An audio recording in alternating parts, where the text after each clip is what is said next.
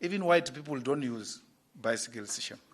If he was trying to impress white people, even white people don't use those things. So you call Pakistan to come and correct what? His own mess? That's why we had to bring someone outside the tradition of just doing politics without being driven by passion of saving people. And we hope that the people of Joburg will be able to listen, especially the black middle class.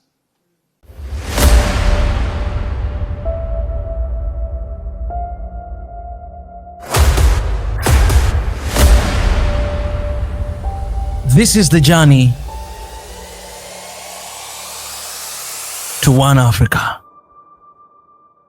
Greetings to the officials and the mayoral candidates of the EFF, to the media, to staff members of the hotel and the EFF, the people of South Africa, Africa and the diaspora. The economic freedom fighters take this opportunity to reflect on the highly successful celebration of the organization's 13th anniversary and the launch of the 2026 local government election manifesto at Thohoyandou Stadium in Limpopo on the 25th of July 2026. The occasion was a demonstration of the continued strength, growth, and political relevance of the EFF. The thousands of fighters and members of the public came to affirm a shared commitment to the struggle for economic freedom and to receive a program for the transformation of local government. Thohoyandou was therefore both a celebration and a declaration of intent, victory or death. For the 13th years, the EFF has built itself as an organization rooted in the daily struggle of ordinary people. We have confronted the political establishment inside Parliament, legislature and municipal councils, and we have consistently placed the interest of workers, the unemployed, young people, women and the poor at the center of our political program. The 2026 local government election manifesto is a product of that experience. It is a document of the conditions confronting our people and is informed by a decade of experience in local government and by the lessons learned from communities across South Africa. The message from Thohoyandou is that South Africa cannot continue with municipalities that exist on paper but fail in practice.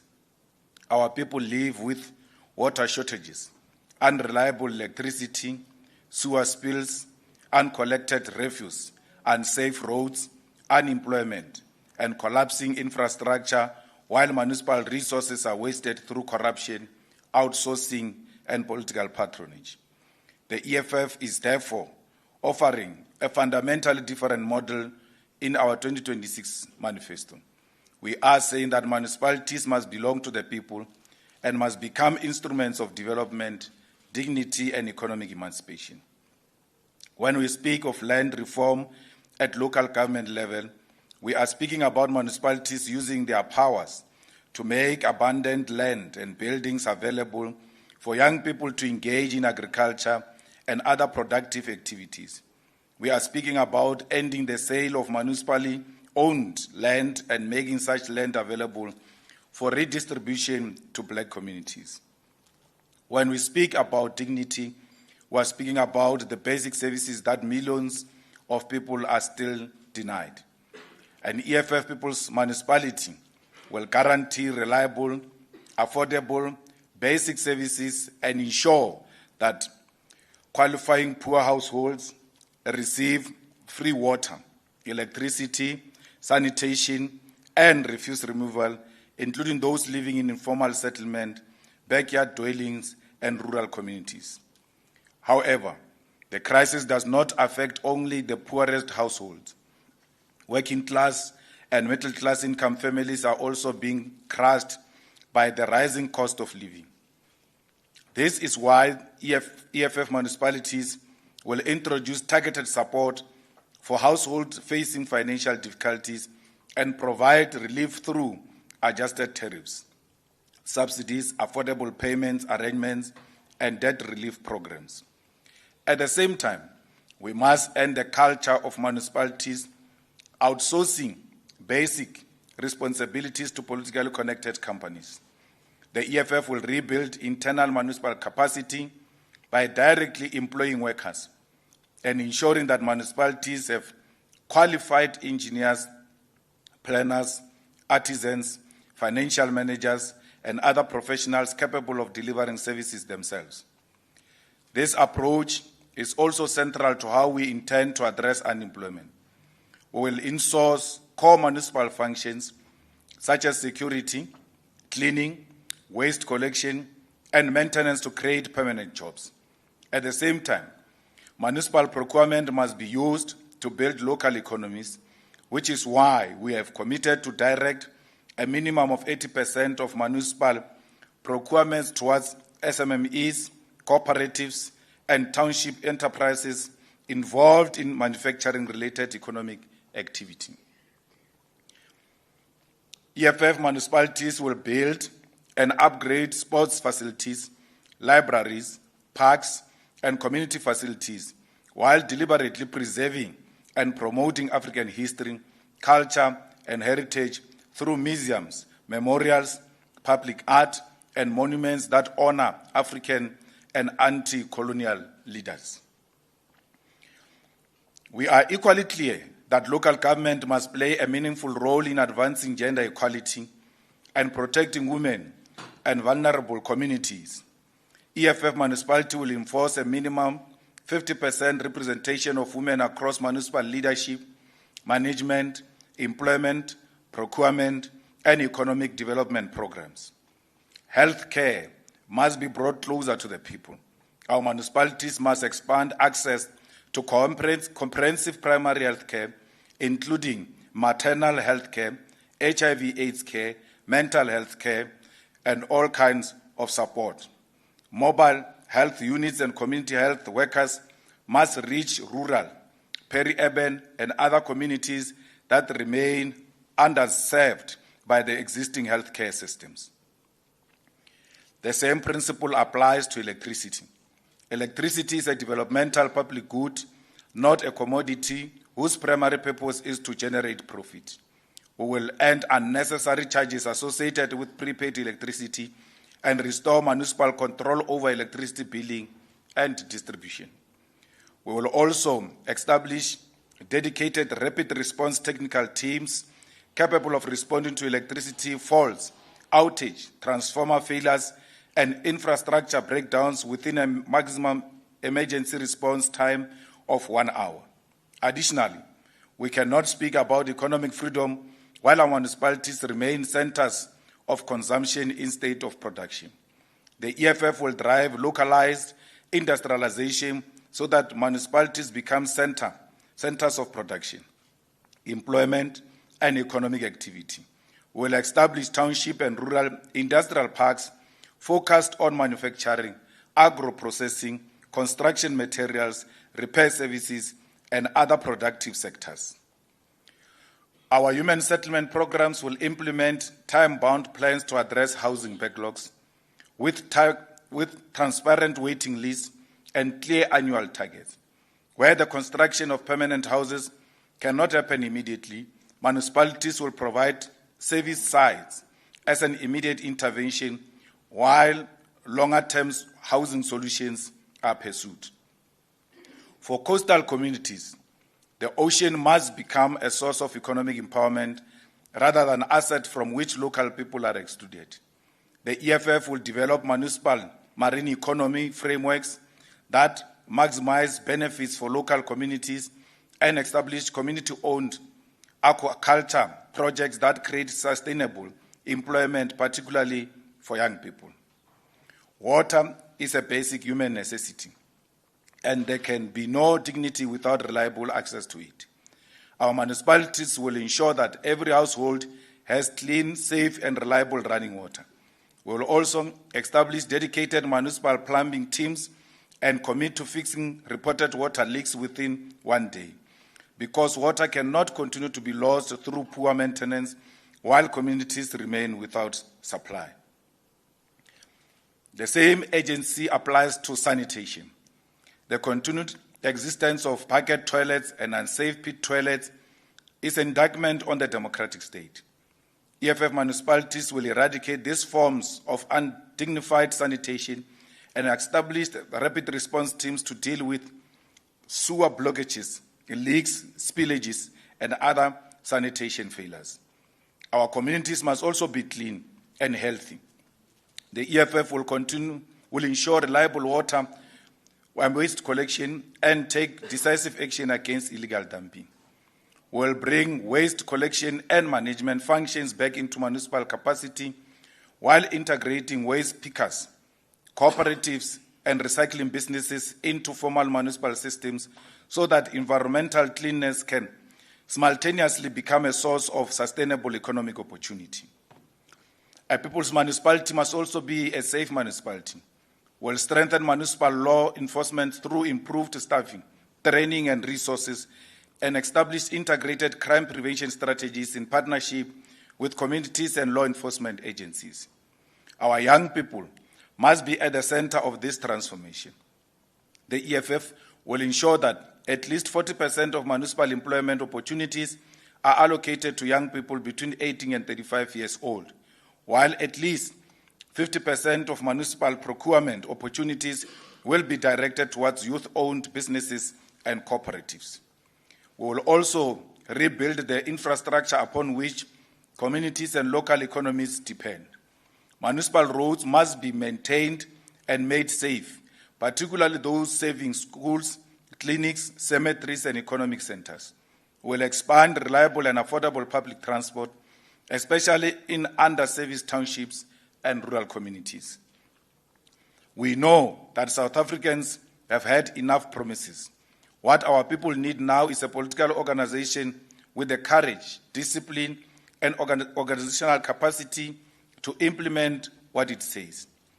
I want to use this opportunity to express my sincere appreciation to the ground forces of the economic freedom fighters. I particularly commend our branches for the manner in which they have conducted the branch people's assemblies to nominate candidates for deployment in local government. The branch people's assemblies are an important expression of internal democracy. They are an opportunity for members to debate, nominate, and make decisions about the people they believe can serve best, carry the responsibility of representing the EFF and its voters in municipalities. We are encouraged that this process has been conducted peacefully and without bloodshed. This is an important achievement for the organization, as a political competition must never become an excuse for comrades to turn against one another. We can disagree politically without destroying the organization we have collectively built. To those that have not yet completed the process, we encourage you to do so without unnecessary delays. As we reflect on the success of our 13th anniversary and the launch of our local government election manifesto, we cannot ignore the worsening conditions under which the majority of South Africans are living. The cost of living continues to place enormous pressure on working-class households, and we are witnessing a decline in middle-class households. The price of food, electricity, fuel, transport, and other basic necessities continue to eat away at the income of ordinary people. South Africans are working harder and taking home less in real terms, while the state continues to impose additional costs on households that are already struggling to survive. The recent inflation figures confirmed what our people already know from their shopping baskets. Consumer inflation reached 5% in June 2026, up from 4.5% in May, with transport and fuel costs among the major drivers of the increase. The price of fuel does not remain at the petrol station. When fuel becomes more expensive, the cost of transporting food increases, the cost of commuting to work increases, the cost of producing goods increases, and ultimately, the price of almost everything rises. electricity has become another mechanism through which our people are being punished. South Africans are expected to pay more for electricity while receiving an unreliable and increasingly unaffordable service. This is precisely why the EFF has made it clear that electricity must be treated as a developmental public good and not as a profit-making function. The EFF reaffirms its position on the Phala matter, which is that there must be oversight in the face of the continued attempts by President Cyril Ramaphosa to avoid accountability. The EFF has never accepted that the President of the Republic must be treated differently from any other citizen when serious questions arise concerning the hiding of large amounts of foreign currency and the illegal circumstances surrounding the theft at his farm. The Constitutional Court, in the judgment concerning the EFF challenge relating to the Section 89 vote on Phala, dealt with the constitutional framework surrounding the parliamentary processes. The EFF, therefore, regards the recent decision of the Western Cape High Court as deeply concerning. The majority of the full bench granted President Ramaphosa an interim interdict preventing Parliament's Section 89 impeachment committee from proceeding with its public hearings pending the determination of its review application. One of the three judges, Judge Francis, rightly dissented and found that Ramaphosa had no sufficient basis for the interdict. Our concern goes beyond the fact that the judiciary has ruled against the EFF. Our concern is that the judgment potentially establishes a dangerous principle whereby a court can interrupt a parliamentary accountability process that flows from constitutional proceedings before Parliament has completed its work. The EFF's position is that the majority judgment does not adequately explain the High Court's jurisdiction to interdict a process flowing directly from the Constitutional Court's order. It also does not sufficiently demonstrate the imminent and irreparable harm that President Ramaphosa will suffer if Parliament were allowed to perform its constitutional responsibility. If the executive can approach a court and suspend parliamentary accountability simply because the president does not want to face an impeachment inquiry, we must ask what happens to the principle of separation of powers and the constitutional authority of Parliament. We are equally concerned about the National Treasury's decision to withhold the July 2026 equitable share transfers from municipalities. National Treasury temporarily withheld transfers from 69 municipalities, citing persistent non-compliance with financial legislation and failures relating to the management of public funds. Treasury has subsequently announced the release of the remaining July transfers to 49 of the affected municipalities. The EFF does not support corruption, financial misconduct, or reckless management of public money.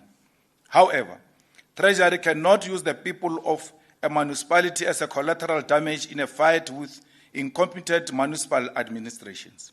When Treasury withholds equitable share funds, the consequences fall on the grandmother who needs water, the child who needs sanitation, the unemployed person who depends on municipal services, and the municipality that already lives under conditions of deprivation. Instead, government must intervene directly, recover stolen money and wasted funds, remove corrupt officials, strengthen municipal administration, and ensure that the money reaches the services for which it is intended. This brings us directly to the EFF long-standing criticism of the current equitable share model. The present model is fundamentally inadequate because it does not sufficiently account for the enormous responsibility placed on municipalities, particularly municipalities serving poor, rural, and historically disadvantaged communities. Municipalities are expected to provide water, electricity, sanitation, refuse removal, roads, housing support, public facilities, and other services, while many have an extremely limited revenue base. This creates a structural mismatch between what municipalities are expected to do and the resources available to them. Even National Treasury has acknowledged that the mismatch between Municipal Revenue Authority and expenditure responsibility is a serious concern. The EFF has therefore consistently argued that the local sphere of government must receive enough greater share of national raised revenue. We are not saying we must give municipalities money without accountability. We are simply recognizing that you cannot demand first-class service delivery from municipalities while financing them as though their constitutional responsibility are secondary. The EFF continues to observe the ongoing proceedings at the Judicial Commission of Inquiry into Criminality, Political Interference and Corruption in the Criminal Justice System, commonly referred to as the Madlanga Commission. As an organization, we remain in support of all efforts to uncover the rot in our criminal justice system, as has been demonstrated in the ad hoc committee to investigate allegations made by Lieutenant General Nhlanhla Mkhwanazi, wherein our participation enhanced the work of the legislature to expose and hold accountable those who have corrupted justice. We reiterate the call for all preliminary findings and interim reports by the Madlanga Commission to be made public and accessible, as those reports do not belong to the President of the Republic, but belong to the people of South Africa. To handle preliminary findings and reports with secrecy undermines the constitutional principle of transparency and risks selective and politically motivated conduct as it relates to prosecutions and arrests related to the work of the Commission. The EFF calls on all South Africans to resist the urge to succumb to juvenile and politically motivated insinuations drawn from the work of the Commission, which are not rooted in any evidence or fact. Despite all attempts to cast doubt over the organization and its leadership, there has been no evidence that ties the EFF to any wrongdoing, and this is a fact we remain proud of. We encourage the Commission and its evidence leaders to rely on evidence and drawn from verifiable and credible processes of the law and legal institutions. Tabloid journalism and speculations by media outlets who have proven vendettas do not constitute evidence, and the use of news articles as evidence by such credible commission only serves to undermine the credibility of the process and turn the Commission itself into a weapon of propaganda. The EFF takes this opportunity to reaffirm its position on the international developments that demonstrate the continued use of economic and political power by dominant countries to discipline nations that refuse to submit to their interests. We have seen the United States government recently threaten to cut off trade with Spain because of political disagreements over NATO spending and Spain's position on the use of its military bases in relation to the war against Iran. The EFF condemns this kind of economic bullying. It demonstrates the danger of a world order in which powerful states believe that they can use their economic dominance to punish other countries for exercising an independent foreign policy. No country should be forced to surrender its sovereignty or foreign policy choices because it fears economic retaliation from a more powerful state. This is precisely why South Africa must continue to pursue an independent foreign policy based on solidarity with oppressed peoples, respect for international law and the sovereignty of nations, rather than allowing our foreign policy to be dictated by Washington, London, or any other external power. South Africa must also continue to stand firmly with the people of Palestine. The EFF reaffirms its call for Benjamin Netanyahu to be arrested and brought before the International Criminal Court in accordance with the arrest warrant issued against him in 2024.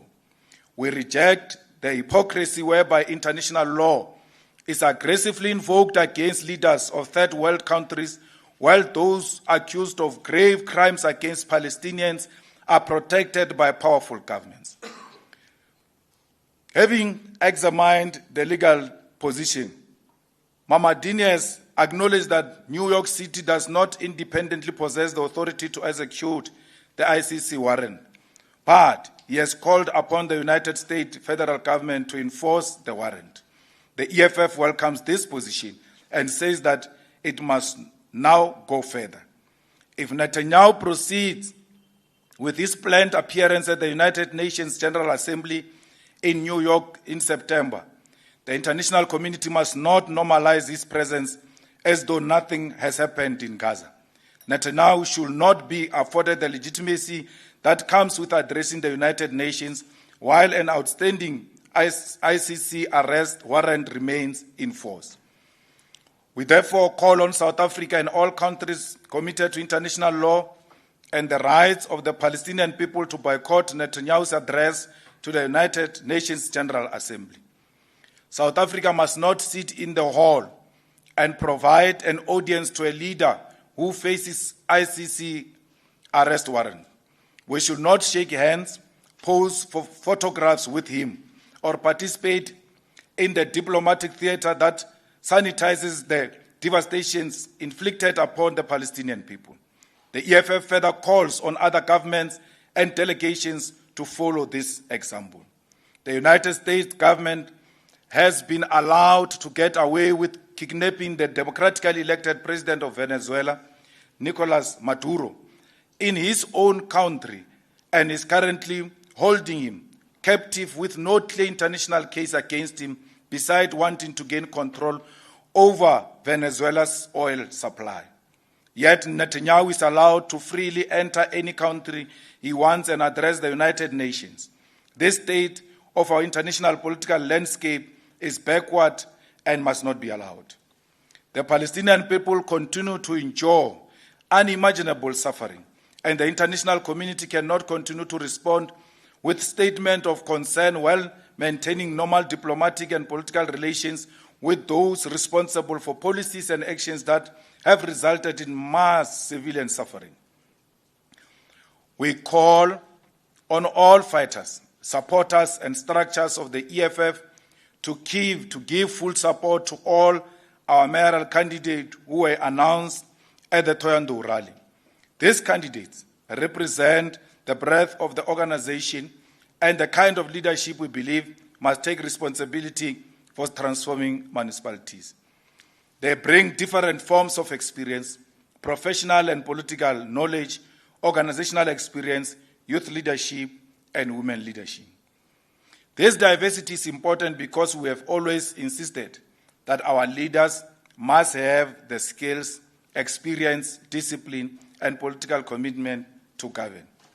The EFF proposed mayoral candidates for all metros and big cities are as follows: Buffalo City Metro, Mkhulule Dlevu, Nelson Mandela Metro, Snawo Tambo, King Sabata Dalinjebo, Neto Kolanisi, Mangaung Metro, Ntako Sam Matias, Ekurhuleni Metro, Ntabiseng Chibenga, Tshwane Metro, Treasurer General Umphile Maotwe, Johannesburg Metro, Dr. Tlale Mufokeng, eThekwini Metro, Tlengiwe Mkhalipi, Umsunduzi, Stanley Tutuko Mqiwa, Mpulukwani Lawrence Mapulu, City of Mbombela Deputy President Godrich Gadri, Rustenburg Kudumetsi Israel Munaisi, Sol Plaatje Lerato Florence Tito, Cape Metro National Chairperson Nontando Nolchungu. Additionally, we take this opportunity to announce mayoral candidate for the various other municipalities in each province. The names will be publicly available in the final release press statements. We express our full support and faith in all of our candidates to deliver victory in the 2026 local government elections on the 4th of November. Every candidate must remember the oath that accompanies EFF deployment. The declaration they undertook requires the candidate to serve the people of South Africa with discipline, honesty, integrity, and revolutionary commitment. It makes clear that deployment is not a right or employment, but a responsibility and organizational mandate, and that an EFF councillor must remain loyal to their community and the people of South Africa and make themselves available to serve their community. This is the standard we expect from every person who wears the red beret into a municipality. No mayor will be deployed to accumulate wealth, demand tenders, employ family members, abuse municipal resources, or become part of the same corrupt political establishment we have spent 13 years fighting. We are now entering another decisive phase of 2026 local government election campaign, and the EFF calls on every eligible South African who is not registered to vote and every voter who has changed their residential addresses to use their final voter registration weekend on the 1st and 2nd of August to register or update their details. We must therefore not wait until election day to discover that our names are not on the voters' roll or that our registration details are incorrect. I call upon every fighter to take responsibility for at least one person. Go to your family members, your neighbors, your friends, your colleagues, and the people in your communities. Ask them whether they are registered and help those who have not registered to do so. Our people must understand that registration is the first step towards using the vote to change the conditions under which they live. If you are angry about the price of food, electricity, and fuel, register. If you are angry about unemployment, register. If you are tired of sewer in your street, unsafe roads, water shortages, and corruption in municipalities, register. If you want functioning people's municipalities, register and register to vote EFF. Victory or death, we are going to win these elections. Now I'm going to attempt to do something here of butchering the names of EFF municipal mayoral candidates all over South Africa. Amahlati, Neliswa Mbulawa, Blue Crane Root, Sibusiswe Plaki, Dr. A.B. Kuma, Gobisa Bomela, Dr. Beas Nodie, Yoleka Makwetu, Eludini, Matibele Lepafa, Emalatleni, Mzuvukile Tom, Enoch Mgijima, Zikona Njoli, Kreikai, Malikole Mchoba, Intsika yetu Nokthula Mulokoti, Inquba Yethemba Thabo Mtsoso, Kuha Princess Maseti, Kokama Dibuse Mufukeng, Makana Nosikhumbuzo Zwane, Matatiele Babalwa Mathulelwa, Mbashe Asanda Machobeni, Mhlonto Kungeka Mpula, Mncuma Vuyane Phambo Vuyane Mkondidi, Mdlambe Mzandile Mgweba, Ngushwa Sesona Maswana, Nguza Hills Busisiwa Mabedumana, Ntabankulu Nontsikelelo Sithunzi, Nyandeni Lona Chocho, Port St. John's, Lindelani Mkajini, Raymond Mhlaba, Sipho Mavuso. Sakhe Sizwe, Mthandazo Funo, Seku Nolo Nwabo Ngedane, Sunday River Valley, Noma Lungisa Koba, Umzimbu, Nati No Chati, Walter Sisulu, Setlabocha, Murhai, Winnie Madikizela Mandela, Stembile Madikizela. Metsimahulu, Malefane, Musimang, Machabeng, against Isma Khashule, Thomas Matingwane, Ditlabeng, Mujalefa, Vilagazi, Malutiapofung, Matlomola Majage, Setsoto Lebohang, Mokwake, Nala, Paki William Mafojane, Mutaka, Tolile, Nongwanya, Mwate Daniel Nkwe, Masilonyane Sina Brown, Tokologo Letshego Letshabo, Tswelopele Tebo Swaisa, Mohokare Lizwe Lepolo. New municipality doesn't have a name.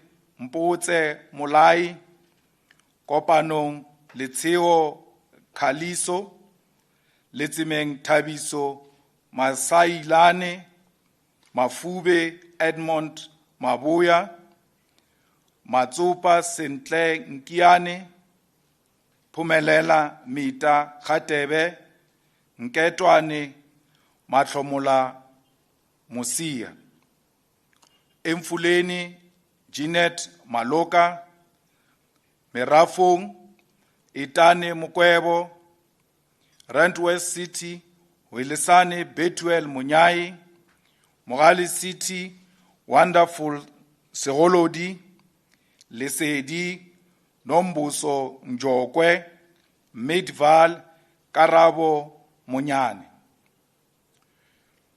Umdoni Zibonele Duma, Umzi wabantu Sunny Boy Mzwandile, Umkhabathini Senzo Mkhize, Richmond Bongumu Sakunene, Inkosi Ilanga Libalele Pamela Mazibuko, Alfred Duma Lwazi Nkosi, Ukhahlamba Snenhlanhla Langa, Endumeni Lwando Msisali, Engutu Mbali Zondo, Emvoti Teresa Mlambo, Abaqulusi Thulani Ndlovu, Edumbe Mpilo Zungu, Nongoma Mthobisi Luvono, Uphongolo Thandwa Inkosi Msibi, Ulundi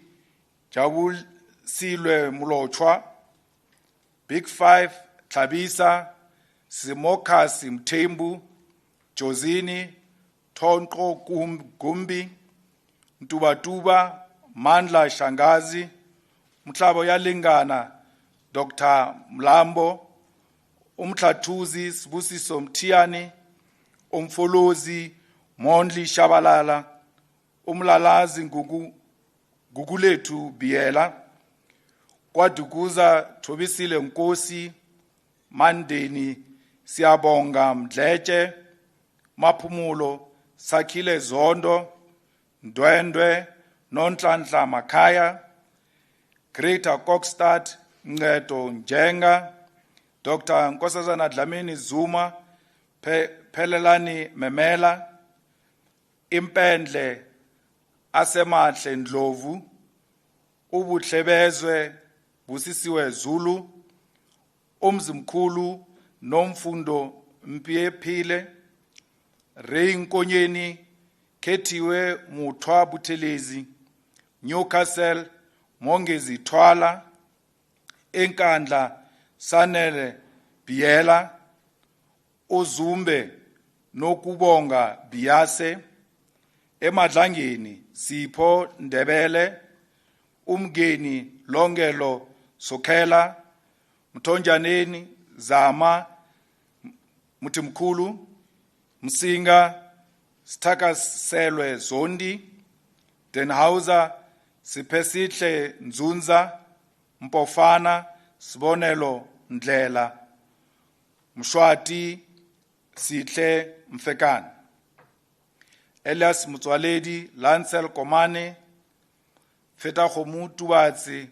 Khotatso Mogwane, Greater Letaba Reneilwe Mashabela, Greater Zanen Dumisani Malemela, Makado Anthony Matuba, Makudu Tama Rebecca Motlala, Modimulle Lesecha Munyela, Musina Rendani Munyai, Thulamela, Lillian Managa, Maruleng, Bruce Malepe, Molemole, Oscar Mutulla, Bloberg, Aida Chula, Lepello Nkumpi, Koki Mapetu, Palaburwa, Poncho Mushumo, Greta Gianni, Amanda Mondlane, Ephraim Mogale, Tabam Pasha, Mogala Kwena, Shela Majoko, Tabazimbi,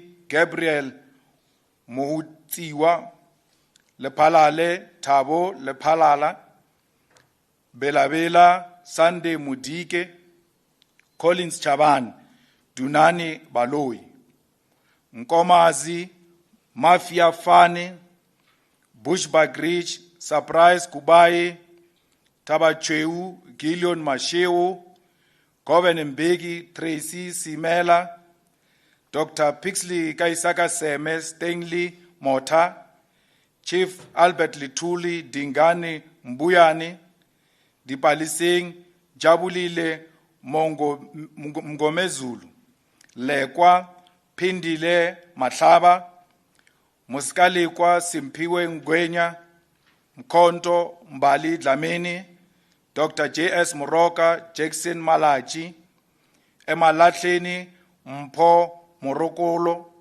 Steve Chwete, Popi Mailula, Tembisi Lehani, Glenn Sitole, Emma Kazini, Isaac Kosana, Victor Kanye, Ellen Mohoadibi.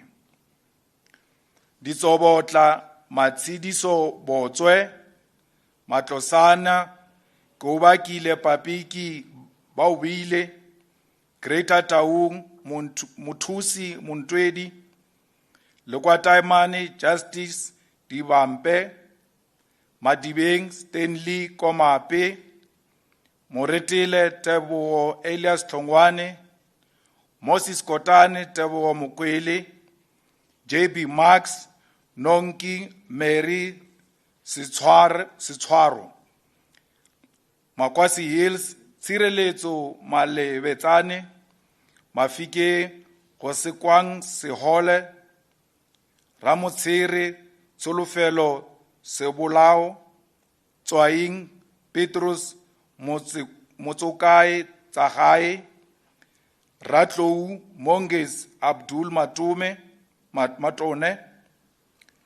Khetleng Refir Baratang Mokone, Kagisano Molopo Koketso Sesi Sekopetwe, Naledi Warabile Sien Kopile, Mamusa Olebeng Mokhorosi, Magareng ke o lebogile Mekhoa, Dikgatlong Kenneth Konotwe, Phokwane Mathapelo Siwisa, Tsantsabane Gail Sibia, Case Eric Baylis, Tembelitle Franz Mans, Ron Stenberg, Athwell Z. Quinana, Emma Tanjin, Sandile Makandula, Karibeg, Wilfred Hone,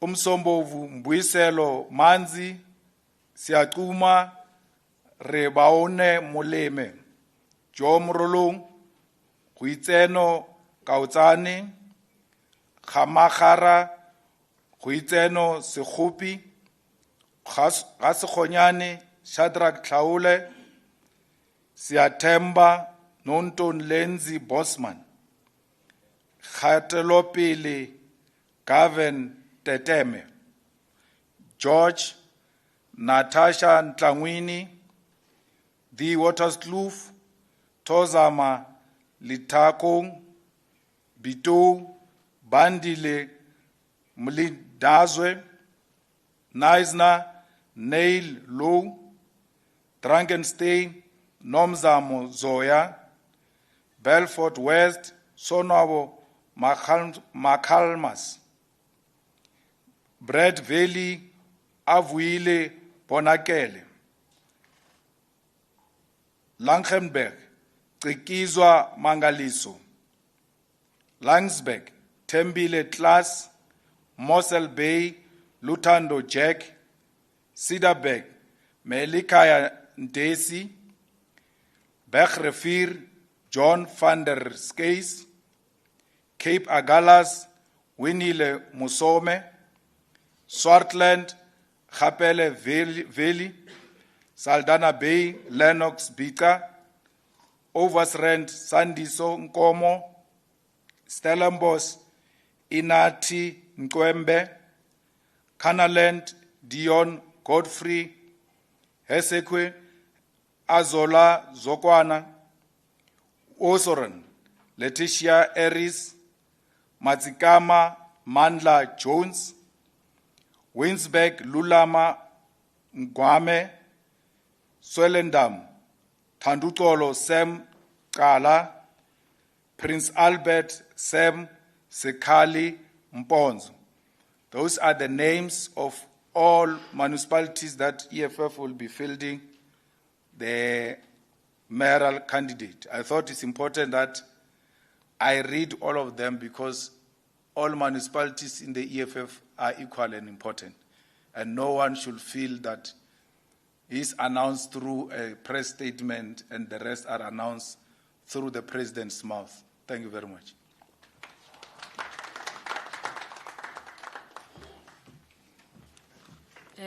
Thank you very much, President.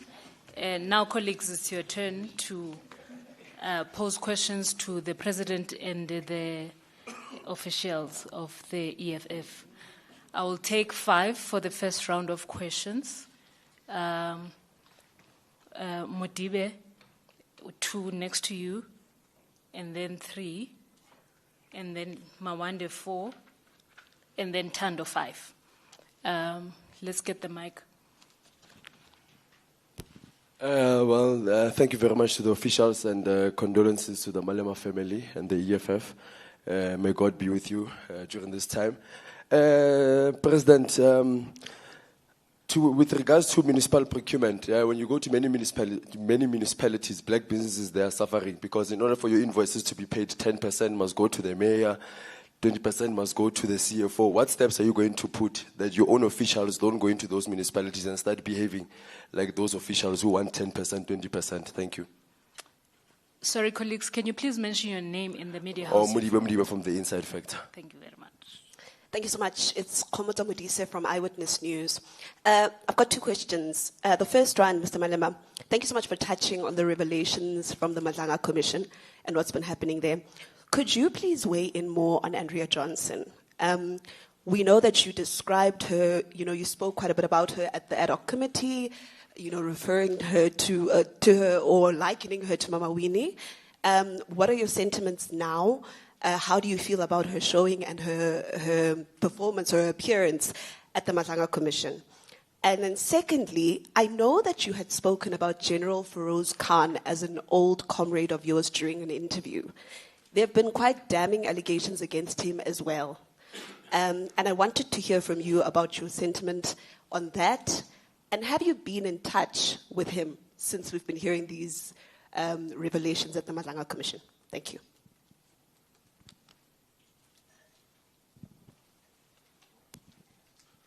Salailo Makudirio from Salam Media. Just one quick question. The decision to look outside the traditional structures of the EFF for some of the mayoral candidates for the different municipalities, what was the process around that? And were these people handpicked? Did they have to apply to the EFF to do so? Thank you. Thank you very much. Good afternoon to the leadership and my colleagues, and condolences, Mr. Malema, for the loss of your grandfather. Maybe let me start. Oh, my name is Mawande. I work for the Sunday World. Let me start where my colleague Komuto ended with issues pertaining to Madlanga Commission. But my question is much broader, Mr. Malema. You've said what you've said already about EFF not being directly implicated, the insinuations, the innuendos and stuff like that. But I think we all know that reputation is everything in politics, and that there has been a reputational damage to the EFF owing to the revelations at Madlanga Commission. How is the EFF planning to at least deal with the reputational damage that it has suffered as a result of the things that have been said at the Madlanga Commission, especially in light of the upcoming local government elections? And then second is still maybe to move to issues of local government elections. Mr. Malema, you've revealed, of course, Dr. Tlaling as the candidate for the city of Joburg, but I think there's also a general sentiment out there, I'm sure you've seen it, of people who were saying that they were expecting Dr. Mcinichwaku, especially with his heroics that he did as an MMC for community safety. Maybe what was the thinking in that regard to not go with Dr. Mcinichwaku that many seem to have been expecting to be the candidate? Still on local government elections issues, will the EFF be contesting these elections with a universal approach, or do you have a targeted approach? I mean, for instance, what you've just done with announcing the mayoral candidates for all municipalities, I think it's a first in the EFF. And maybe to close off on issues of local government elections, why are you not contesting, Mr. Malema, given how high the stakes are? I mean, we've seen national leaders, Herman Mashaba, for instance, Helen Zille, who are contesting the seat of Joburg. Why did you not throw your name in the hat as well? Finally, from my side, Mr. Malema, what is your comment on the crisis at the higher education department under the current minister, Mr. Putman? I mean, I think through your own employee there, Mr. Sklelonzi, who has highlighted all the issues at NSFAS, National Skills Fund, the SETAs, in fact, going as far as saying that Mr. Lonzi, that Mr. Putman is probably far worse than his predecessor, Dr. Nobuhle Nkabane. Finally, for real this time, what is your comment, Mr. Malema, on the divisions that we are seeing in the anti-illegal immigration movement under the March and March movement, with the likes of Ngizwe Mchunu, Phakelo Mthakathi, Ndabandaba, and Jacinta Ngobese now fighting among themselves? Of course, broadly with the issue of immigration being among main issues that the EFF interacts with politically. Thank you very much. Thank you very much. Good afternoon to the leadership. My name is Thando Mayago, and I'm from the Business Day. So the EFF has decided to field mayoral candidates in all the metros and also all the major commercial hubs across South Africa. Could you just give us some insights into the internal polling data or external polling data that went into the decision? Where does EFF see its support coming out strongest? And if that contributed to fielding the mayoral candidates, the major names in the party, in the metros and in the commercial hubs. Thank you. Thank you very much. I'll hand it over to you, President, and the officials.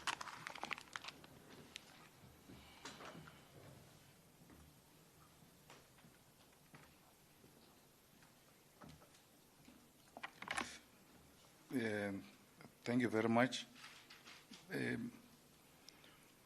We are very particular and strict about issues of corruption involving our cadres who are deployed in municipalities.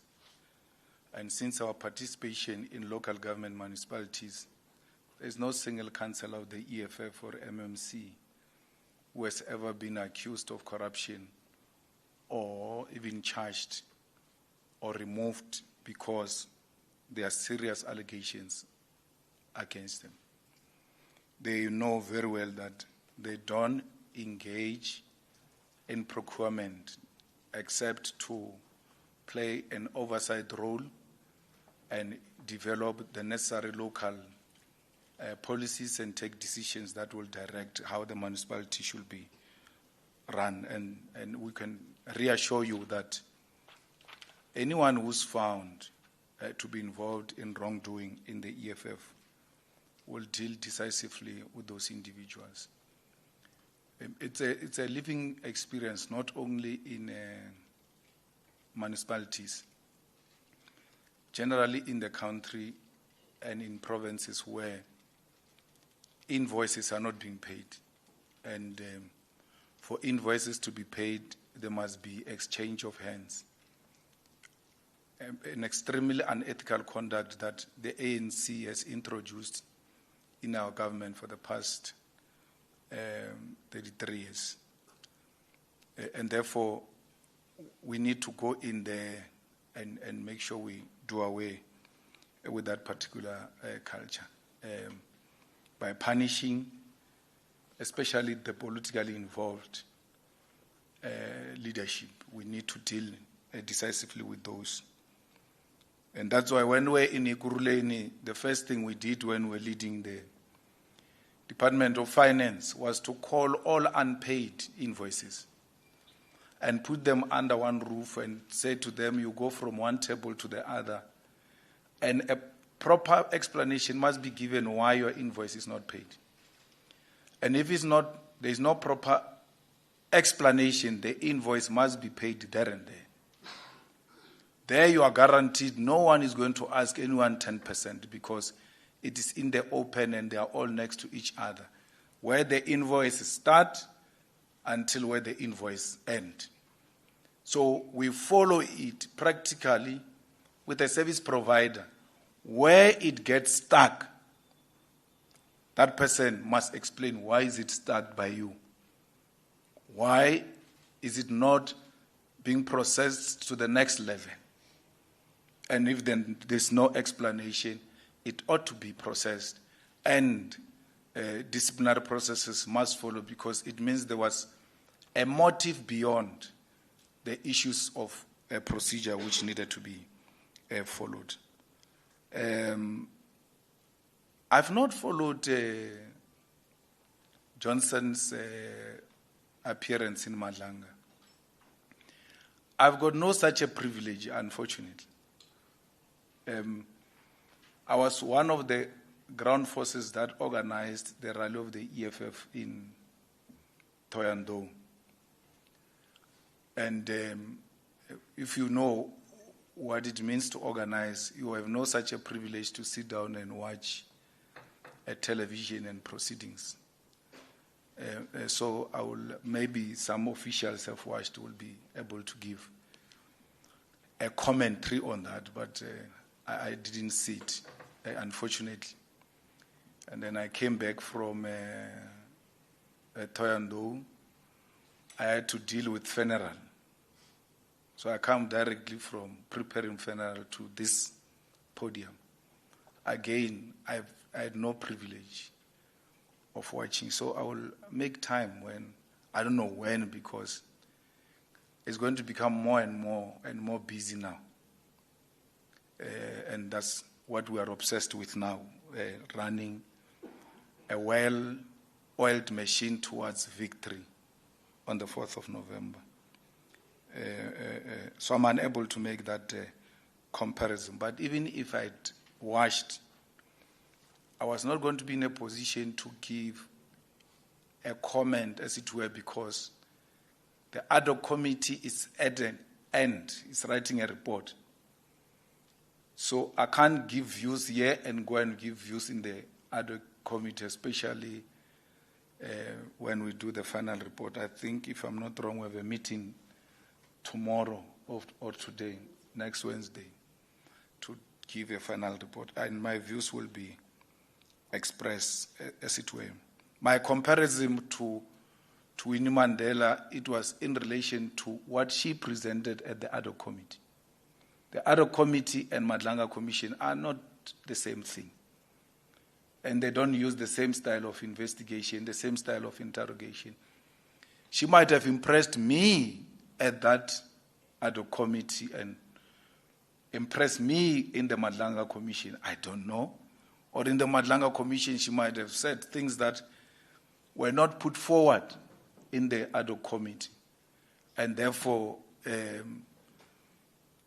to compare the two will actually be unreasonable. The reality of the situation is that you are going to have two reports. There's going to be Madlanga Commission report and there's going to be ad hoc committee report. They may not say the same thing. They may say the same thing. So they all depend on the facts that were presented and the evidence that was presented before the two committees. I never get an opportunity to interact with Khan. I know Khan, and I've already made it very clear, I know Khan. He was shot, and then we were told he's in a hospital, he can't speak and all of that, and I left it at that. If any call which I made was to Mohammed, you see, said that the mention was talking to Khan in the WhatsApps. That's the man I called. I said, what's happening? Did they really shoot this guy, or what is the story? Because others say he was shot, others say he was not shot. No, he said, hey, brother, he was shot, that guy. He's in a hospital. How did they shoot him on the leg? He says, no, they didn't shoot him on the leg. They shot him on the chest or something. But I had your information when I was speaking to Mohammed. And Mohammed had a clear, elaborate information of what happened and so on and so forth. And I left it there. Because I couldn't go and see him. I can't call him. I can't do anything until Madlanga has done his work. If there's anything wrong that Khan has done, the Madlanga Commission must take him on. It's wrong for that young man of MK to say, I prevented Khan from coming to the other committee. I never did that. I asked the question, on which basis are we calling Khan? Whoever said we must call Khan should have given the reasons why. Because I had no reason to call Khan. So I shouldn't ask you a question when you say, let's call Khan, and I ask you, why? Why should you call Khan? Foolish as they are, they can't reason. They keep quiet. They run away. They don't say anything. And then Khan doesn't get called. They blame it on me, as if I was running the committee alone. I'm not the type you will say things I don't question. I will question. Skosana said we must call judges. You remember that? Skosana said we must call judges. I said, you can't say judges. You must say a name, because judges is huge a concept. It includes the whole judiciary. And when it comes to judiciary, you must be very specific when you attack it. You must not just be using a blanket approach towards all the judges, because that thing is the last line of defense. If we delegitimize that sphere of government, we must know we're all in danger. So, Skosana, which judge do you want us to call? He says, yeah, Julius Malema. Julius Malema is the one who's criticizing judges. Now he says, we must not call judges. You see, that's the problem of people who don't think. I ask you, which judge we must call? You say Julius Malema. Am I a judge? I'm saying to you, I thought he doesn't understand English. I even said to him in Zulu, Faki gama baba. That's how we work here. I gave him a name because he's a coward. They are all cowards and they behave like they're brave. I said, do you want to call Judge Ludwaba? You must go and listen to those things. They're recorded in that thing of Parliament where they record everything. I said, you want to call Judge Ludwaba? Because everybody here speaks about Judge Ludwaba, that Judge Ludwaba has been given a bribe, Judge Ludwaba gave bail, is that the person you want us to call? He couldn't budge. He went to Twaka. Tomorrow I'm going to be blamed that I said they must not call judges. When I called, which judge? He was going to put a name and I was going to say, why? Why this one? They said we must call them on the basis that they are mentioned. I said Zuma is mentioned. If there's an issue I take with that committee, is that Mkwanazi said Mtetwa called him and said to him, you must employ Mdluli in the crime intelligence. And then Mkwanazi refused. And after he refused, Mkwanazi went to tell the president, who was Zuma, and said to Zuma, This guy wants me to do a wrong thing by appointing Mudluli without following a due process. Zuma said to him, "Ima kancane mfana kithi, unga resign manje, ithi ngithola omunye uzo-acta before resign." Instead of Zuma saying, "What are you saying? He wants you to commit wrong things. Give me time, let me call that minister and hold him accountable." We never called Zuma to ask him, "Why didn't you call Mteto who made Mkwanazi to appoint a person wrongfully as a president?" So if we are using the basis that a person is mentioned must be called, Zuma was mentioned. Mbalula was mentioned. Many people were mentioned there. But there was no basis within which we wanted to call them. So that's a question I asked about Khan. Why?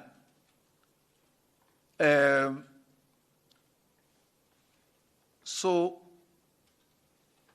the young man goes there. All of you make an issue about me for obvious reasons, because I make you trend. If you write about your grandfather, you will not even trend. Where they say Malema, you just jump. You don't process anything. This guy says, I got called into a meeting with those guys of cigarettes in KZN. I forgot their names. He was called by Zuma's PA into that meeting in Durban. He was sitting in the meeting and they said to him, "Why do you trouble our guy?" As he's still trying to justify himself, they take out a phone and call Khan and put Khan on the speaker and make him to talk to that guy. Those guys don't trend. Zuma doesn't trend. Zuma doesn't trend. I want to say their names, man. They will think I'm scared of them. What are their names? Those cigarette guys who used to work with Duduzani in KZN. No, there's a guy, man. He's known in KZN for cigarettes, and he's an Indian guy for cigarettes and security. Kaji. They are the Kajis. Kaji. They call him. He tells Madlanga. Kaji calls Khan and put him on the thing, on video call, and then Khan starts saying the things he said to this guy. Kaji doesn't trend. I'm asking you the name here deliberately. You don't even know it. A name of a person who called a member of an ad hoc committee to speak to Khan. That is not a problem to you. Zuma, who organized that young man knew that if he's called by that lady of Zuma to a meeting and he doesn't go to that meeting, the job is finished. Zuma doesn't trend for organizing a meeting where they try to squash Khan's case with Kaji in the corners. It's not an issue, that. But it's like, I organized a meeting for that guy. That guy mentions that thing, all of it, in the Madlanga Commission, and then says, outside all of that criminality, says Malema is the one who stopped the ad hoc committee to call Khan. That is a big issue. We all refuse to think, how can Malema stop the whole committee? And he reminded me, but I lived that life from when I was young.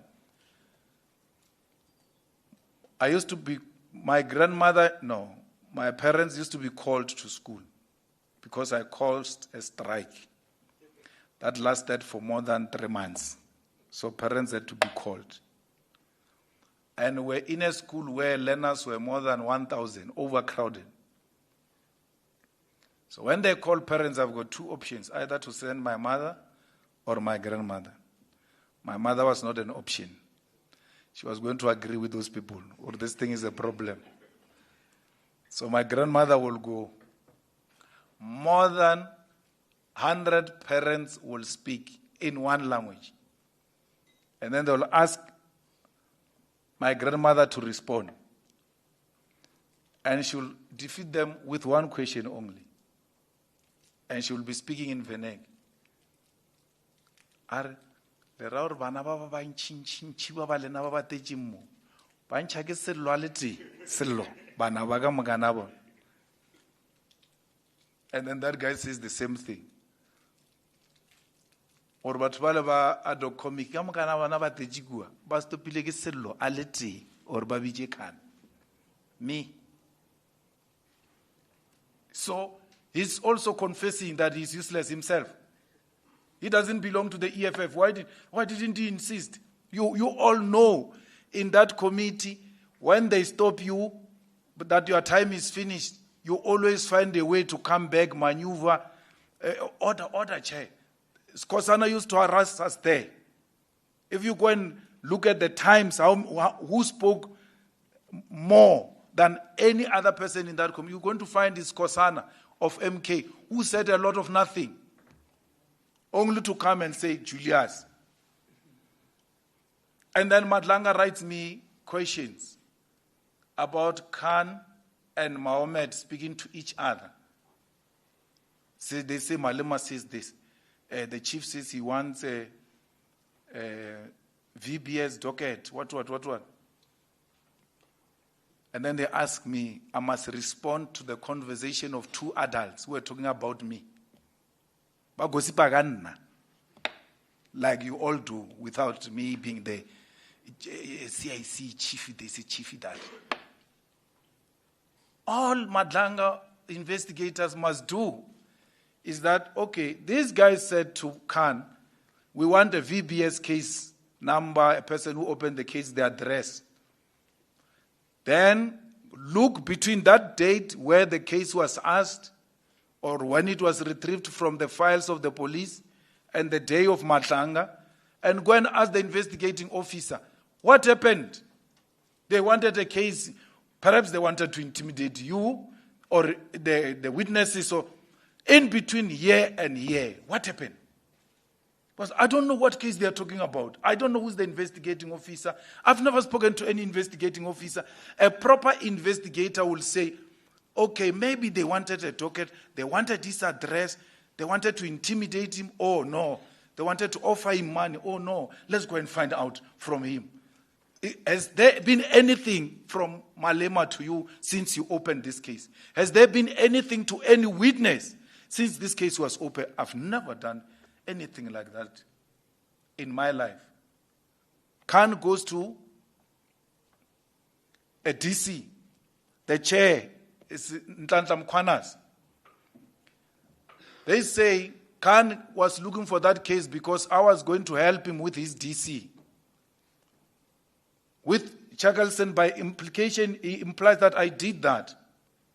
If I did that, I did it with Nhlanhla Mkhwanazi then. Because Khan was cleared by Nhlanhla Mkhwanazi, who came to the committee and said, actually Khan deserves an award from SAPS. That's Nhlanhla Mkhwanazi saying that about Khan. That's Julius Malema saying that about Johnson. No one says, look at this, look at this. Why did Mkhwanazi say Khan deserves an award? The same way you say, why did Julius say Johnson is Winnie Mandela? Why are you not saying, why did Nhlanhla Mkhwanazi say Khan deserve an award from SAPS for saving the day on that day? And you want me to listen to what you are saying when I know that you are full of hypocrisy, inconsistent, and full of vendetta. And you think what you are saying can get to me? No inconsistent person will ever get to me. No one. I'm giving you a typical example. In the same committee, I say, Johnson, you are like Winnie Mandela.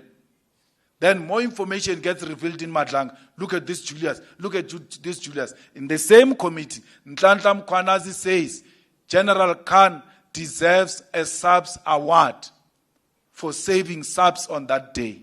More information gets revealed in Madlanga. No one says, look at this Mkhwanazi. Look at this Mkhwanazi. And I must respect your views. You think I don't know that you are wishing bad things for me? Like whoever says, is the EFF image damaged by those allegations that got revealed. Which allegations? Which allegations got revealed were against the EFF? And you say perception is everything in politics. Fine, I agree with you.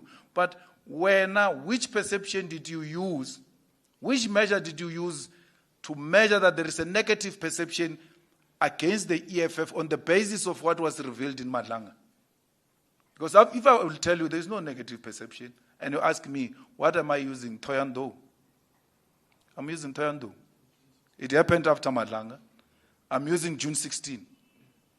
Union building. It happened after Madlanga. What are you using? Why?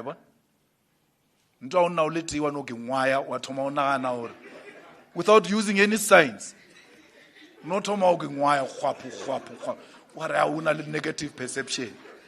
What are you using?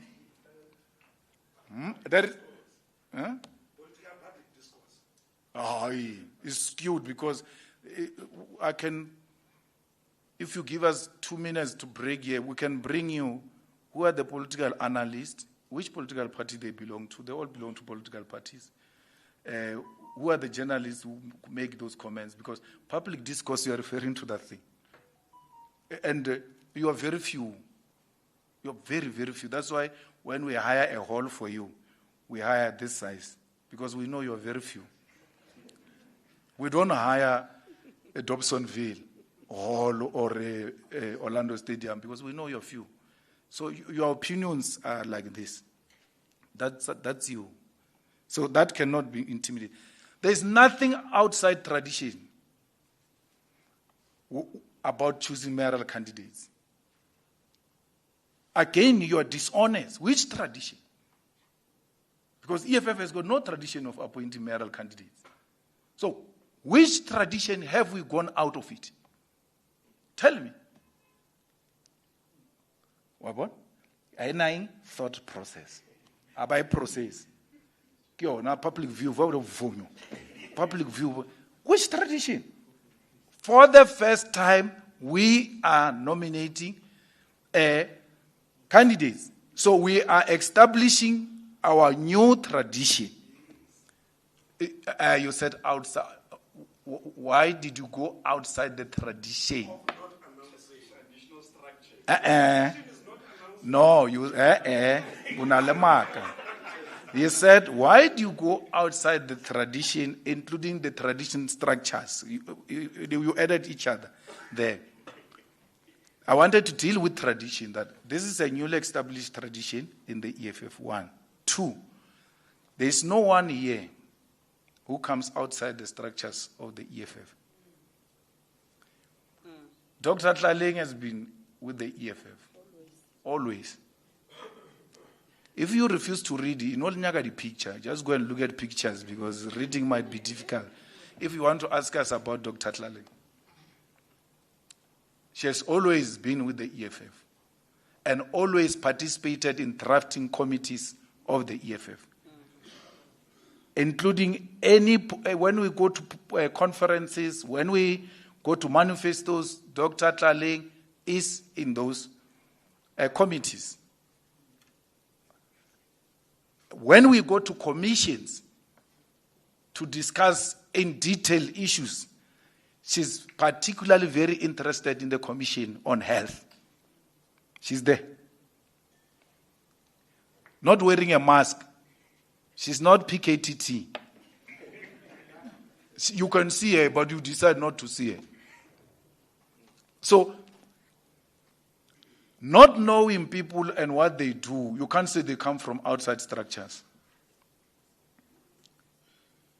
And when it comes to names, all of you here, I can say to you, I think Mwakumalaji will make the best editor of Sunday World. It's a name. You are going to say, no, you are wrong. I think Matata Tsedu will make the best editor.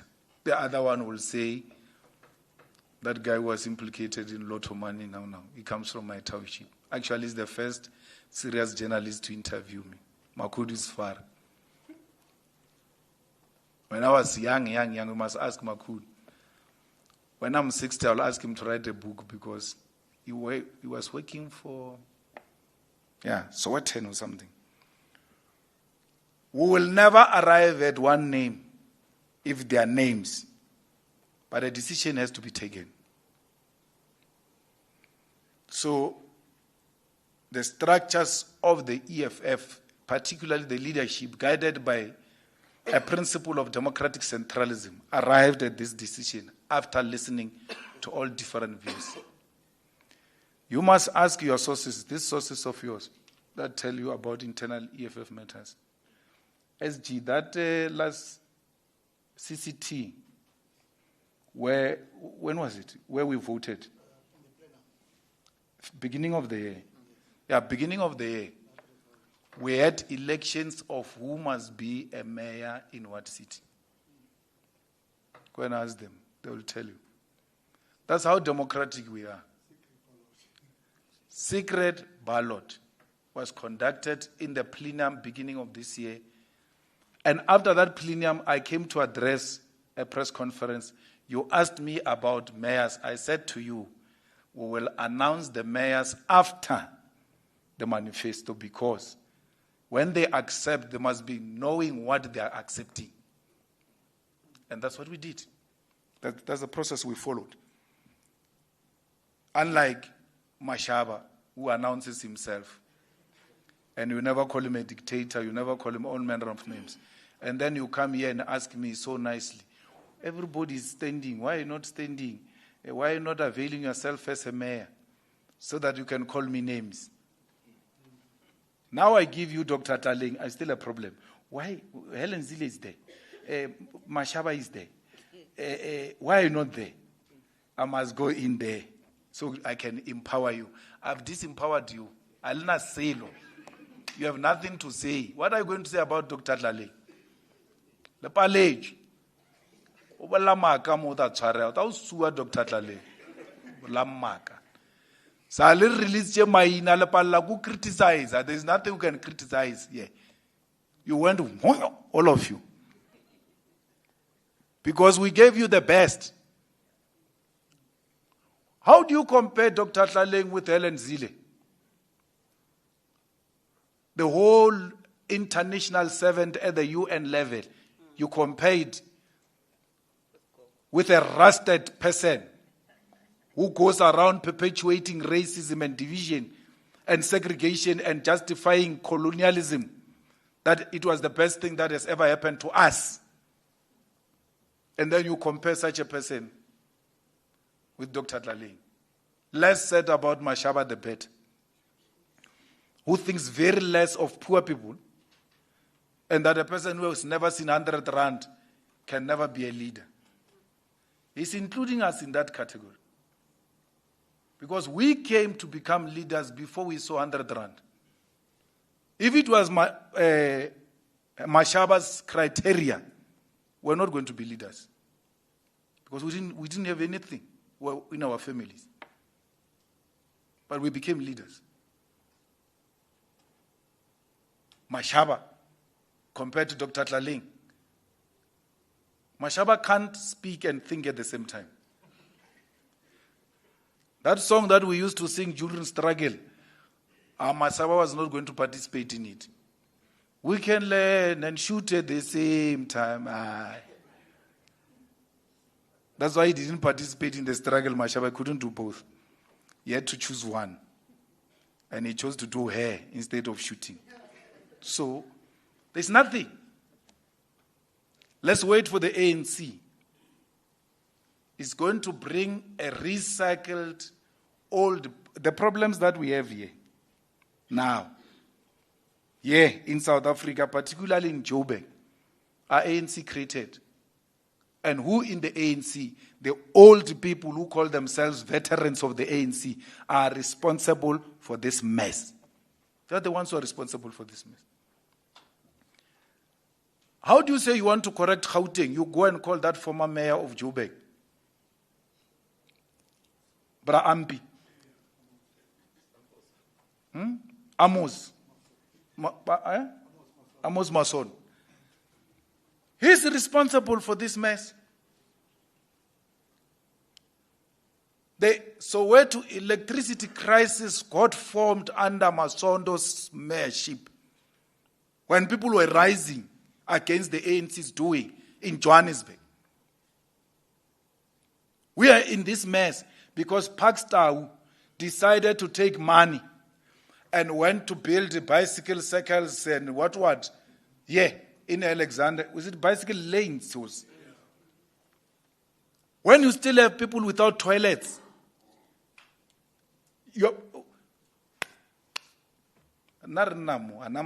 bicycle lane. Even white people don't use bicycles. If he was trying to impress white people, even white people don't use those things. So you call Pakistan to come and correct what? His own mess?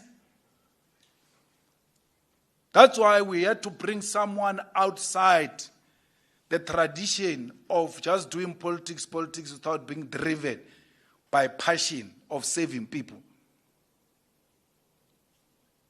And we hope that the people of Joburg will be able to listen, especially the black middle class that is getting eroded by cost of living, by petrol price, transport, inflation. They are the first to feel that pain. Electricity can never be used to make money, profit. It's like SABC. The job of SABC is to give us information. As long as it can generate enough money to sustain itself, we're fine. We don't want profit from SABC. We don't want profit from electricity. We want people to be provided with affordable, reliable electricity. And that goes to the black middle class as well. Because we treat people as a group, and it's wrong. You are an engineer, you are a doctor, all doctors earn the same. You must all pay the same. You don't know our individual affordability and problems. So there has to be that criteria where I can come and explain myself to the municipality, being a doctor, being an engineer, being an accountant, that yes, I'm qualified, yes, I work here, but these are my problems. I've got this, and we must be a listening municipality and design an approach, an individual approach to this problem. Not that, all of them, they are nurses, they must pay. All of them, they are doctors, they must pay. All of them, they are working at the university. That time she's a cleaner. She must pay. So we have to deal with these issues individually if we are going to get to the bottom of what is really the problem with affordability of our people when it comes to water and electricity.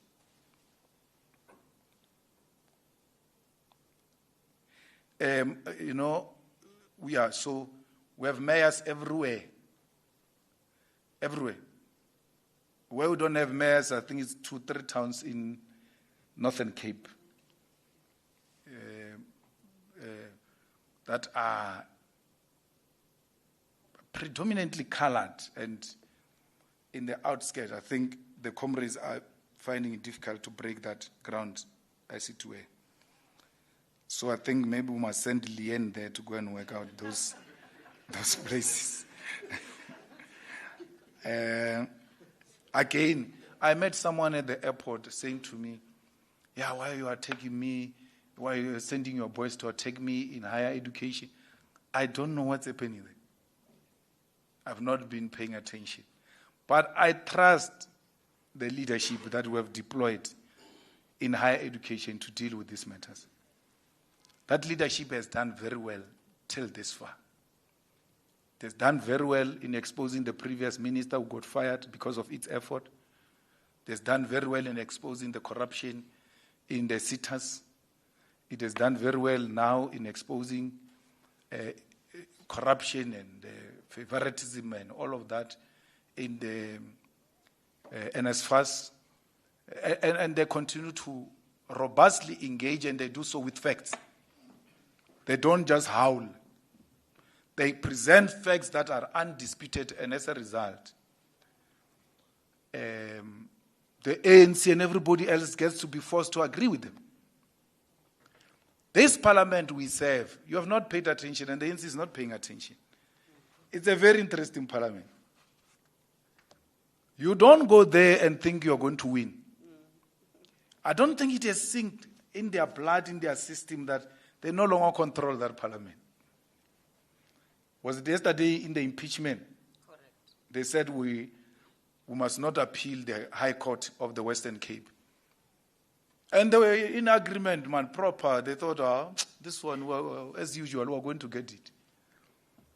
And we said, let's vote. And we killed them with 2 votes. So the system is still shocked. Or, man, there's something. So they've not come to accept that they are no longer in charge. And at the center of that misleading attitude is Fikile Mbalul, who still speaks like he's in control. He's not. The research shows that the ANC is going to get 25% of voters in Soweto. In Soweto. So if it gets 25% in Soweto, what's going to happen in suburban areas? Finished. Done. Again, we are from Thohoyandou Stadium. That takes 25,000. You count it per seat, plus 5,000 on the pitch, and then the outside overflow, right? The ANC is going to launch a manifesto in Diepsloot. Is it Diepsloot? There's no stadium in Diepsloot. There's no stadium. Why? The ANC has abandoned the idea of going to a stadium. That's why their anniversary was at that Khayelitsha thing. Because the stadium will expose you. It will expose them before the actual elections. So they've given up on that. Mbalula, who used to fill up 2 stadiums, Johannesburg Stadium and Ellis Park at the same time, and 8 other provinces at the same time. From that to a dusty field of Diepsloot. There's nothing he can do. It's done. Finished. He speaks like he's still in charge. If he's in charge on the 30th of October, we are in Orlando Stadium for Tselatupa rally, victory rally of the EFF. Orlando Stadium, 45,000 people. Next door, FNB. It will be a derby, same day. Pirates and Kaizer Chiefs. South Africa. One will be in Orlando, one in FNB.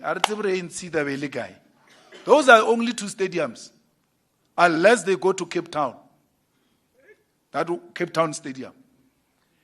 Any other stadium that day is the last day, by the way, before the election. So 30th, then the 1st, we finalize the preparations of the elections. Then the 2nd is Monday, is special vote. 3rd is special vote. 4th is normal vote. So why would you listen to someone like that, who has given up, only makes the loudest noise to hide that the stadium is no longer an option? Where's in Gauteng? In Gauteng, where there is the biggest voter population, and not just saturated voters, they are all found here. You don't spend a lot of money to bring them together, unlike in Limpopo, where you have to go and fetch people all over the province. Everybody here is within a reachable distance. The ANC has run away from those people. Again, you people of sources, you must ask these ANC people, especially in Gauteng, or why are you not going to the stadium and going to that? They are going to tell you rhetoric. We must be where the people are, amongst the people. It means Mandela was not amongst the people because Mandela was holding rallies in the stadium. It means Mbeki was not amongst the people because he was holding rallies in the stadium. It means Zuma was not amongst the people because he was holding rallies in the stadium. That is a political spin. That's a defeat. It's a scientific way to see that this party is finished. There's nothing left of it. The last point is, I know I spoke for too long and I must go, No, I will take the last one. I'm not running away. I've got a situation, and thanks for the condolences. March and March has never been an issue to the EFF. We've never entertained it. It's never been an issue. We knew it's a vigilante group. We knew it's a tribalistic group. And tribalism and any ideology that thrives on division is unsustainable. You are bound to fight. So I grew up in Limpopo. I didn't grow up in Limpopo. I stay in Limpopo. I'm here because I'm working. If I'm not here, these guys won't pay me. So I need to survive. If I'm not here, I'm in Cape Town. But I stay in Limpopo. When we grew up, there used to be a group called Malema'S. Yes. Now Sangara Babona diamonds. Mara people just used to take a placard and put at the property and say, this property is protected by Malema'S, a vigilante group. I don't know where they are, those people. They were very popular. Everybody was very scared of them. But they were not following the law. I look at you, you look at me in a different way, I don't like you, I say, no, this guy stole a TV. Then they start beating you up without any due process. We can't allow that. We can't allow a situation where you look at a person and say, this person is too dark. And you say, yes. What language do you speak? No, I speak Tsonga. An ENCA journalist.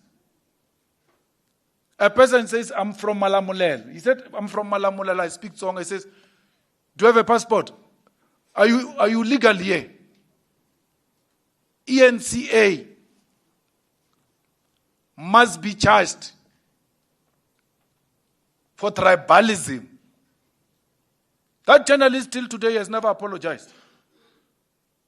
How do you become a journalist if you don't know South Africa and you want to question us, South Africans? Don't know South Africa, Malamulela here. Mahonis.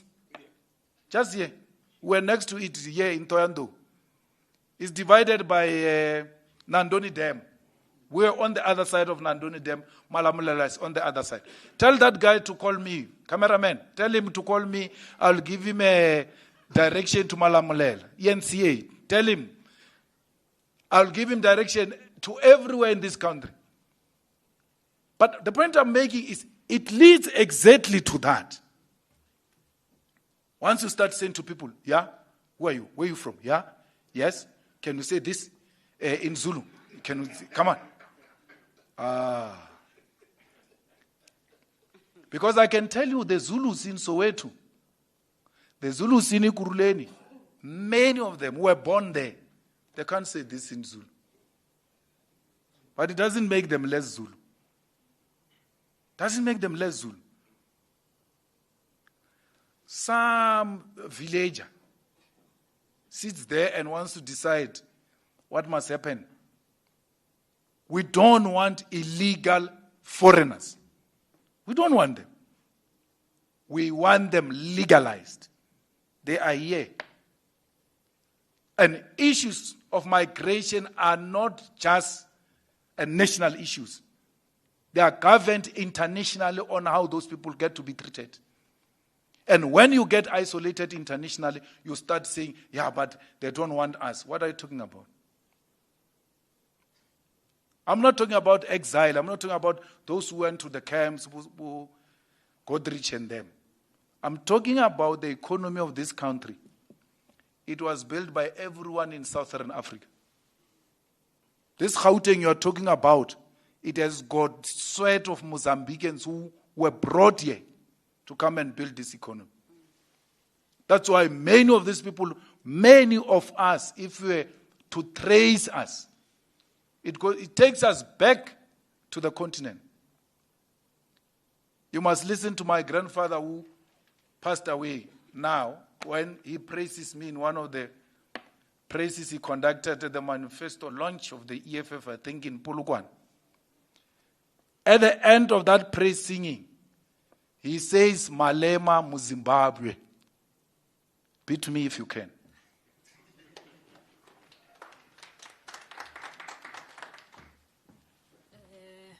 Thank you very much, President. Colleagues, we're taking the last round of hands. We will start with Kasi here, and then 2, 3 Central News, 4, 5. We take 5. Let's start. Good afternoon, Shannon Merricks from KCBC Africa. I wanted to give my seniors the opportunity to ask first before I come with small Anyana questions. So normally I'm first, but when I'm sitting with the seniors, I must respect protocol. EFF had a slogan, ready to govern in the previous elections. I don't remember which one. And now you have MMCs. Specifically, I want to speak of Joburg. You have the MMC of health. You have the MMC of public safety. EFF then came with a program that we should not pay to use toilets and so on in Park Station and so on. Very successful program. And as the media, it was not covered. However, the criminals now have stopped fixing the toilets at Park Station, at government buildings and so on. And they say to people, you must pay the 2 rand, then we fix the toilet. So EFF is in government. What are you going to do to go and deal with those criminals at Park Station specifically? Your MMC, they can go there now as we speak to see what's happening, because those are real issues of the people, and you are in government already. The other thing, you have the MEC of finance. And Gauteng and my friends here, the seniors, they'll agree with me. Gautrain is a criminal enterprise. I want to give an example. If I leave Park Station in Gautrain to Pretoria, it costs me 100 rand.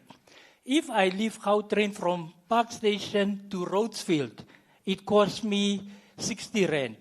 But if I leave Park Station to OR Tambo, which is less than 10 minutes walk from Rhodesfield to OR Tambo, it costs me 228 rand. When this Gautrain was my money, your money as residents of Gauteng. So your MEC is there, he's in charge of finance, Gautrain falls under him. Can you deal with that? Because those are issues of poor people. Last but not least, I had 5 questions, but let me stick to the last one. I'm not contesting elections. I'm not contesting as a ward councillor, PR councillor, mayoral candidate, and so on. But you have Mashile, you have MacG, you have Ntiki, you have Lunga, all with 4 followers on Facebook and so on, and they feel that they can contest elections. What is your, as Julius Malema, what is your advice to these people that think because you got followers on Facebook, you got likes on social media, you can start a political party, you can contest elections? What advice can you give to them? Last but not least, Mashile, he said since Floyd Shibambo left EFF, and I want to be diplomatic, but I can't. Yes, he said since Floyd left EFF, the brain left, the mind is not operating. And then you had another guy, Musa Kwala or what. He said, since Floyd left, your wife wanted to divorce you. So those things, it looks like Floyd controls your body part. How do you respond? Which parts are working and not working since Floyd left, including your private parts? Last but not least, on your grandfather, and I wanted to be last today because I want you to respond to this. On your grandfather, on social media, when he appeared with you in court after your grandmother passed away, there was terrible things said about him. And it's not mainstream media. It's these influencers and so on. They said he's a traditional healer. They say he's from Nigeria. He's from where. They said terrible things about him. Some of us, we remain quiet. But where we're sitting today, we realize it was your grandfather. He had to step in when your grandmother passed away. Can you tell us a little bit about this character? Not too much, because I know you have to deal with the funeral. But just as the media, where we can understand, because this man was never in the public. He never wanted to come and say, no, I'm the grandfather. This one, when you were rich, remember before SARS took your assets and all that, which normally people do. When the grandchild is successful, they want to claim glory. But he was with you at the funeral, at your court cases and so on. Thank you. Thanks.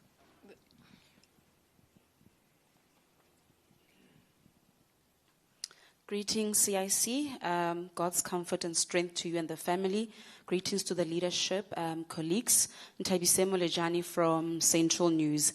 My question is with regards to the statement that was released on Tuesday by the EFF in Mpumalanga condemning the actions of the student disrupting exams during the whole asbestos roofing strike. The EFF had condemned the actions of the student. What does this incident say about how the EFF believes that student concerns should be raised in institutions of higher learning? And also on a lighter note, we are approaching final voter registration weekend.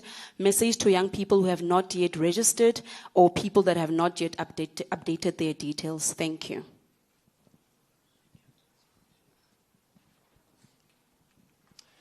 Okay, thank you very much for the opportunity. My name is Thokozani Buthelezi from Alex FM. Yes. CIC, my first question is that of the land issue. You see, we can understand that the land issue becomes more and more controversial, and especially whenever it is being touched by the EFF. You see, so most of the people, they are sort of not aligning with the objective of the ANC. The EFF, how does the EFF actually planning to persuade more to the public in general about the land issue? And then again, the fact of the industrialization, I've heard that when you were presenting the speech, you have touched the subject of the industrialization. And then of which I'm aware that it needs the inclusivity, whereby we are aware that in South Africa, most portion is still being enjoyed by the white community. So, and then EFF, in relation to white community, it seems as if it's also more kind of controversial according to the public perspective. So are there any plans that will engage with them, especially as the stakeholders? Then the third question, I'm sure we are all aware that EFF enjoys more kind of attendance within their rallies, but their polls describe something different. So does that not bothering the EFF, you see? And then lastly, it's the appointment of your mayoral candidates. So it's a good credentials that have been conducted. We need to complement that. So does that also mean that the EFF set the trend in order to maybe send a message to young people, the upcoming generation, those who are making, those are also the part of voting? Thank you very much. All right. Demuso Mokwena from Now in SA. President, there is a very peculiar thing that happened at the Madlanga Commission where Advocate Cheselson was caught trying to manipulate the WhatsApp conversation in order to put you, or to infer that you had asked for the tender for Bertop Right, which subsequently, I think a couple of days later, the commissioners decided that evidence will no longer be given in the absence of witnesses because of the inferences that it allows. I want to find out, because I think we were perhaps, and apart from IOL, we were perhaps the only media houses that posted that video clip, and the others, I don't know why they didn't post that video clip, but I think you've also spoken perhaps about what ENCA has done. What do you think is the media's role in perhaps aiding and abetting the environment and the perception that is around the EFF today? And then my final question would be, there seems to be now a growing trend of perhaps you could say washed up celebrities, musicians, DJs, who have now found a new audience when it comes to attacking the EFF. I can make examples of Dumiso Masha, the alleged former drug addict and woman beater, Nota Baloyi, alleged rapist, Oscar Mbo, who was always known for wearing fake Gucci or Louis Vuitton. But these are individuals that have been on the outskirts of society and even been talked about. What do you think is an incentive to perhaps, be against the EFF, even though it is against their own interests as black people in South Africa? Thank you very much, colleagues. Over to you, President.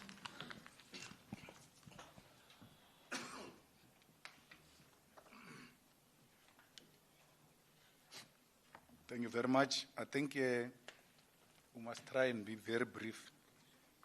The point is taken on the toilets. It actually goes beyond that, because in our manifesto we emphasize that there must be a cooperation between taxi associations, bus associations, train stations about the cleanness of those areas.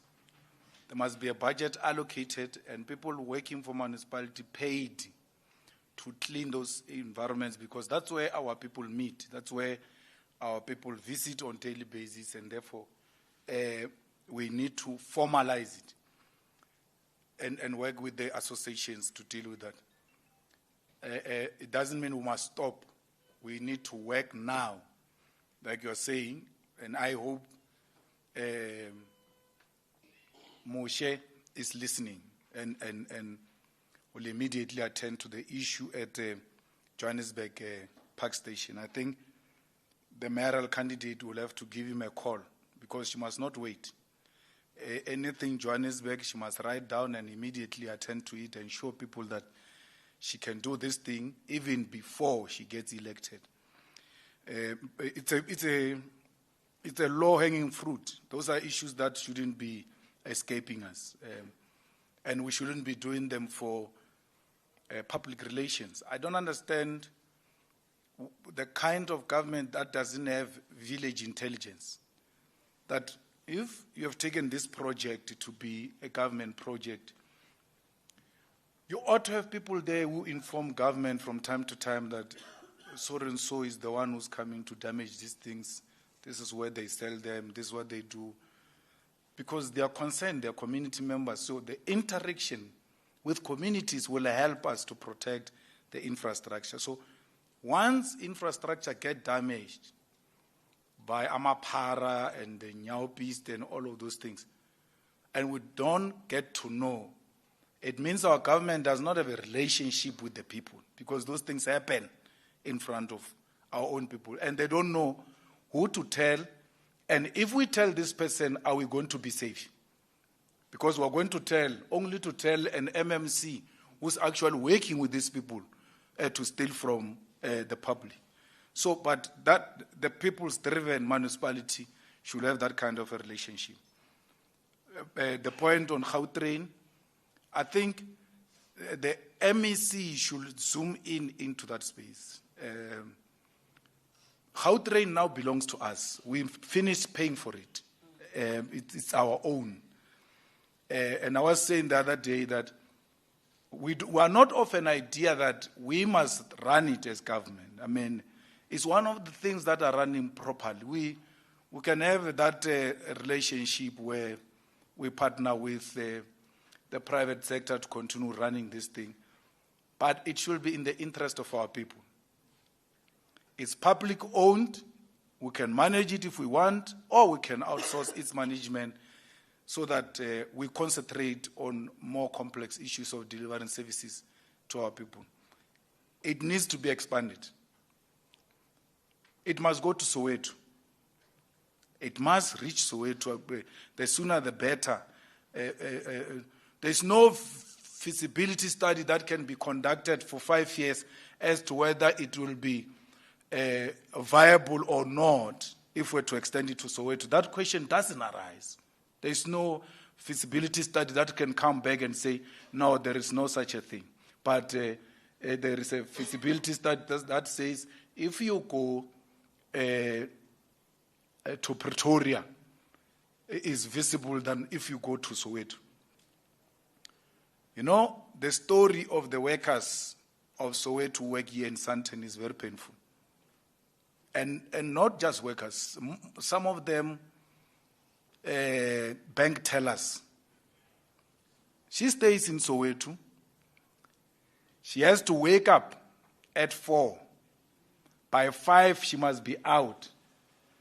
And it doesn't matter, she has to arrive here. If she arrives here at 7 or 6, she has to wait for the office to be opened. Only then she can have access. But she has been up very early in the morning. We can have this kind of intervention, resolving this difficulty that our people are confronted with. Qualified, she went to school. She's a teller. She doesn't qualify to buy a house here in Sandton or close by. She doesn't qualify to rent, because even renting these days, they subject to some process as if you are going to buy that house. There's no difference. So as a result, she doesn't qualify. She has to now leave here, 4:30, go all the way to Johannesburg city to Soweto, arrives in Soweto, get dropped in an unsafe place, the street lights are not working. She's very lucky if there is a tar road. The high possibilities of her being raped are there. All of that. Why can't that pain us? And we get to be preoccupied by such a thing, that this is what we need to deliver to our people. So, that issue of Gautrain, will enter it immediately. I'm very happy that you raised it. You know, our constitution is a very nice constitution. Anyone can form a political party. And I get extremely offended when you get offended when people form political parties. But you always say, we must protect the constitution. We must protect the constitution. The constitution says everyone can form a political party. You can vote for any political party of your choice. You can form any political party if you want. And someone actually tweeted and said there are 600 registered political parties. 612. So you need to know the difference from today. There's a difference between being a registered political party and a election contesting political party. You might be registered, but you might not qualify to contest the elections. It's easy to register a political party, something else to contest.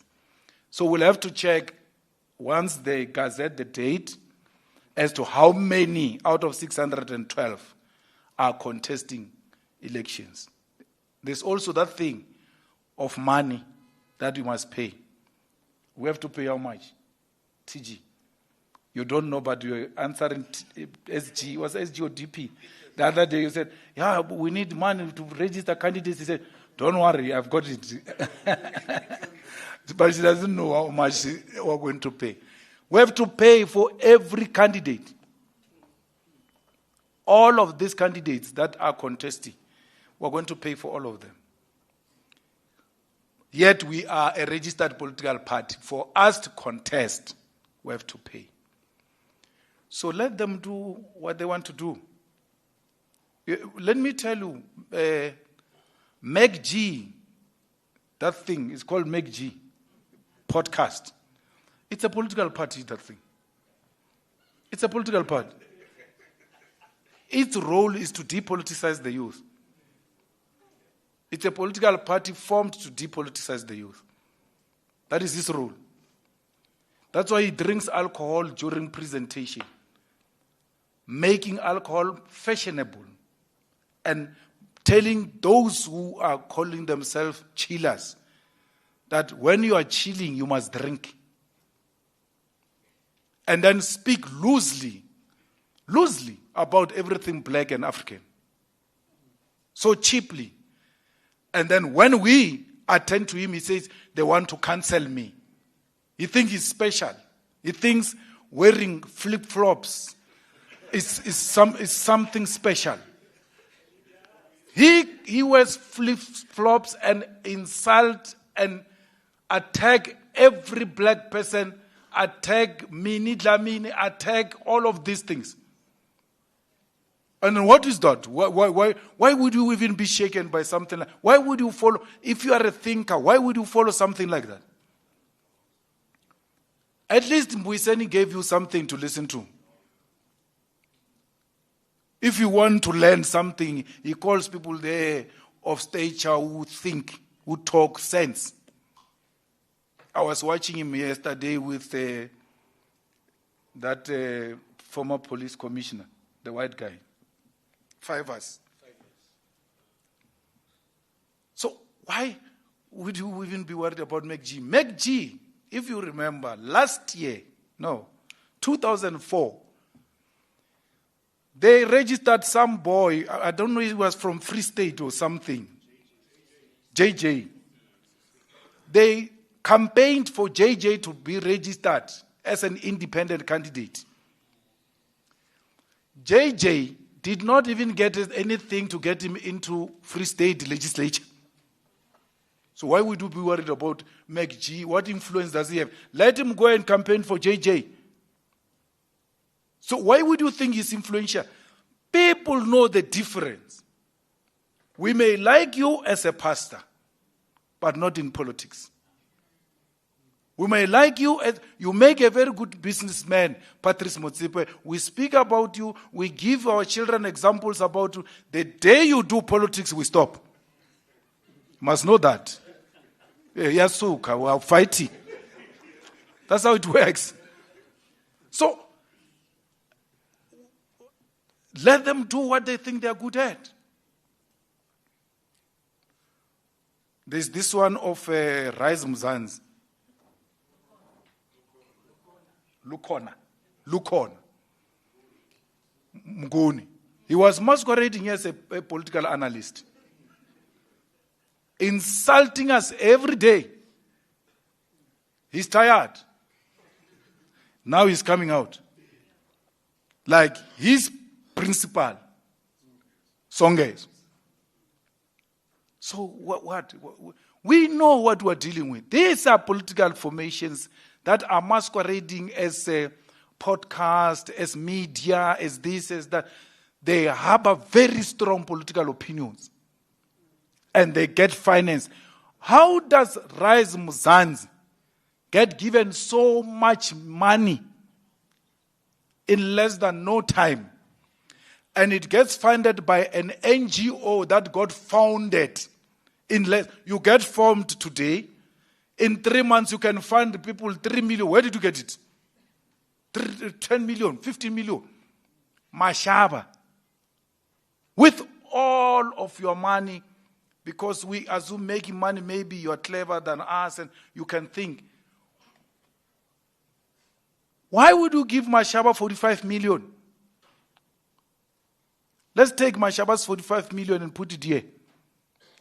And take the people that are elected to serve in parliament, in the legislature, in the legislature, yes.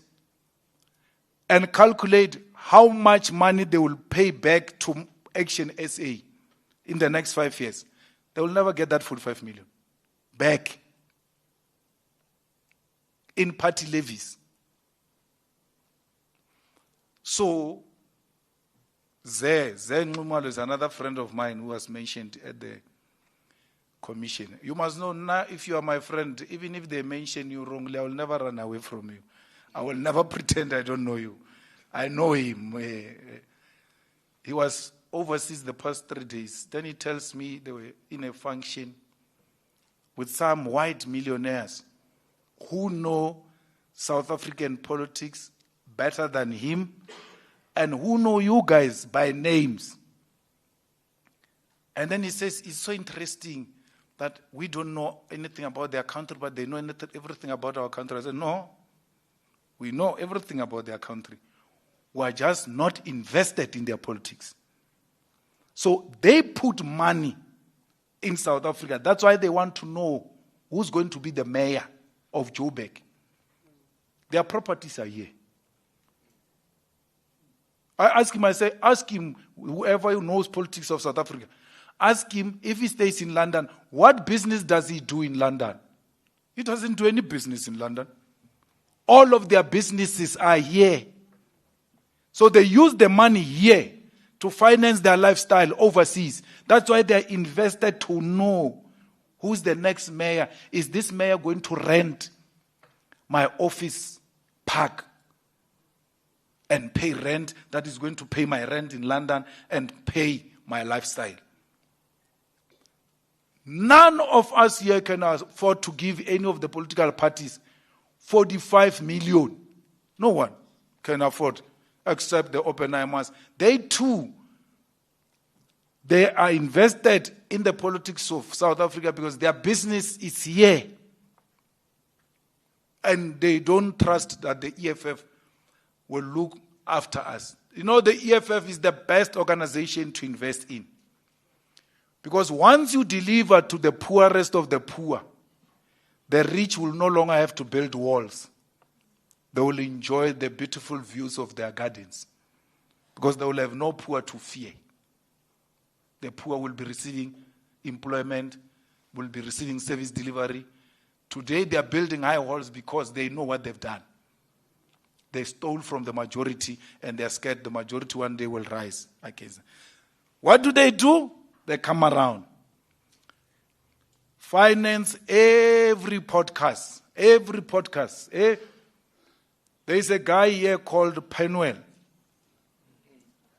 How do you finance a person who refuses to pay maintenance? Maintenance. Ntwa itsibang ku no tsamaya na atsamaya. Mara ha patele maintenance. Rena le bana mo ba dikebekwa, criminals all over because of men like Penuel who are not paying maintenance. Where now you proudly associate yourself with such a person. And then regard such a person as an influencer. Shame on you. So, I don't care about these people. You know, if Floyd is the brain, let that brain work at the Maibui.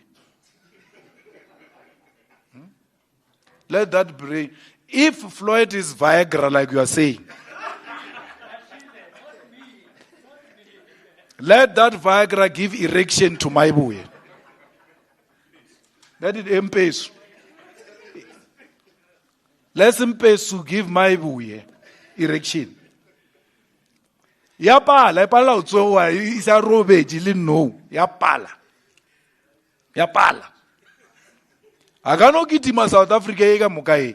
Yapala. Nothing can do.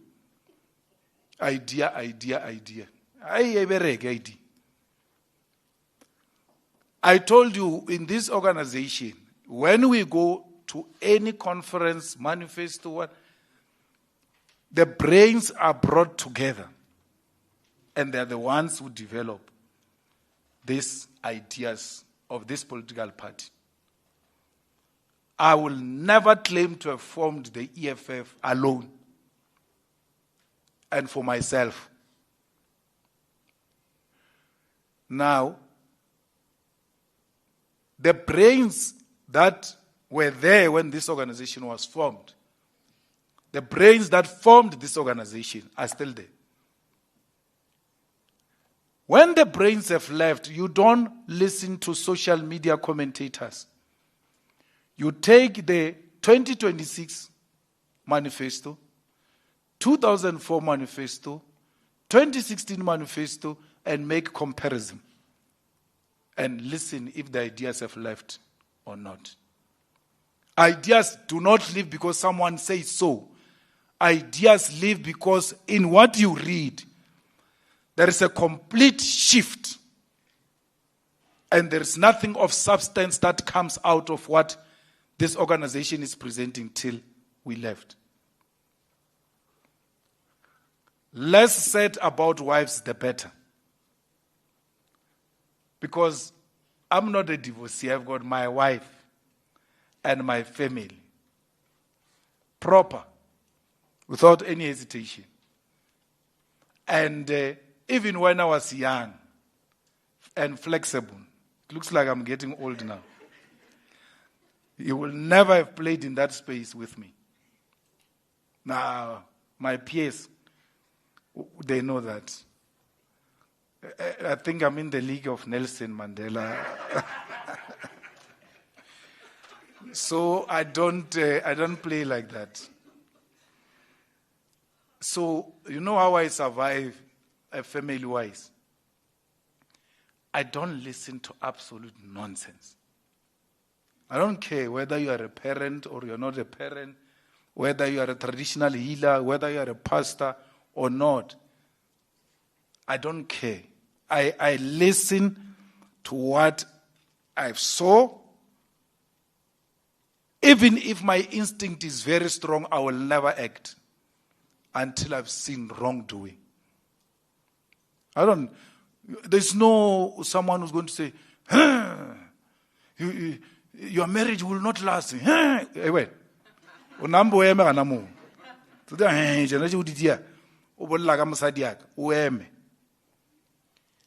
If you want a marriage to survive, never listen to any tips. It's the two of you only. There's no one else. The rest are an extended family. So you go around listening to people and think you can build a family. Oh, you're gone, my guy. You don't stop people from expressing themselves. But don't listen to nonsense. Nonsense. Even our own parents can talk nonsense. They can fight their wives. They can fight their husbands, which defeated them in their marriages through our marriage. Onoka motho a re basadi ba so di mo paletse ene banna ba so a se nna banna man ke nna Julius Malema ke banna ba fena. I must be treated as an individual, not generic. So why would someone with no such a track record, my marriage and the EFF SG, the difference is 1 year. So you celebrated 13. It means I'm going to celebrate 12 in December. Unbroken service. Eh? So, comrades, no one and none of you, not a single individual, can ever say, he has seen my grandmother in politics. No one. You always hear me talk about my grandmother. You have never seen her in politics.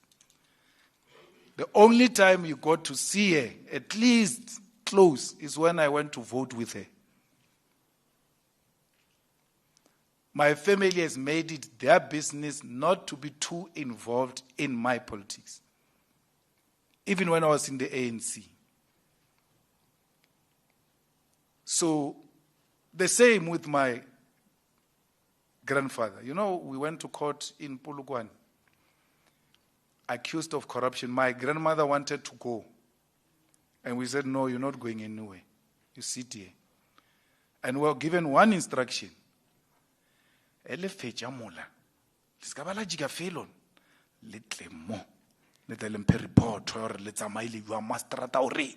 Before you anyway. Otherwise, next time report. I want to hear for myself. The same thing with the old man. Report about guilty, but no, this time they are going to send him to jail. No ways. Or now there is a point where you reach where these issues need a parent. I have to stand up now. And then he went to court. So they don't get involved in that way. But don't think it's not EFF. Through and through, you must ask Vian. We were with him last week or so. And I said to him, do you know this guy? He says, yo, waka.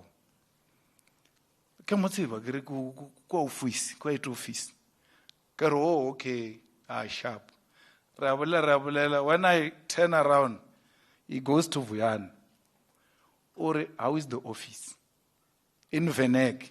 Vuyan tries to explain. So I ask him, do you know the office? Or he has EFF.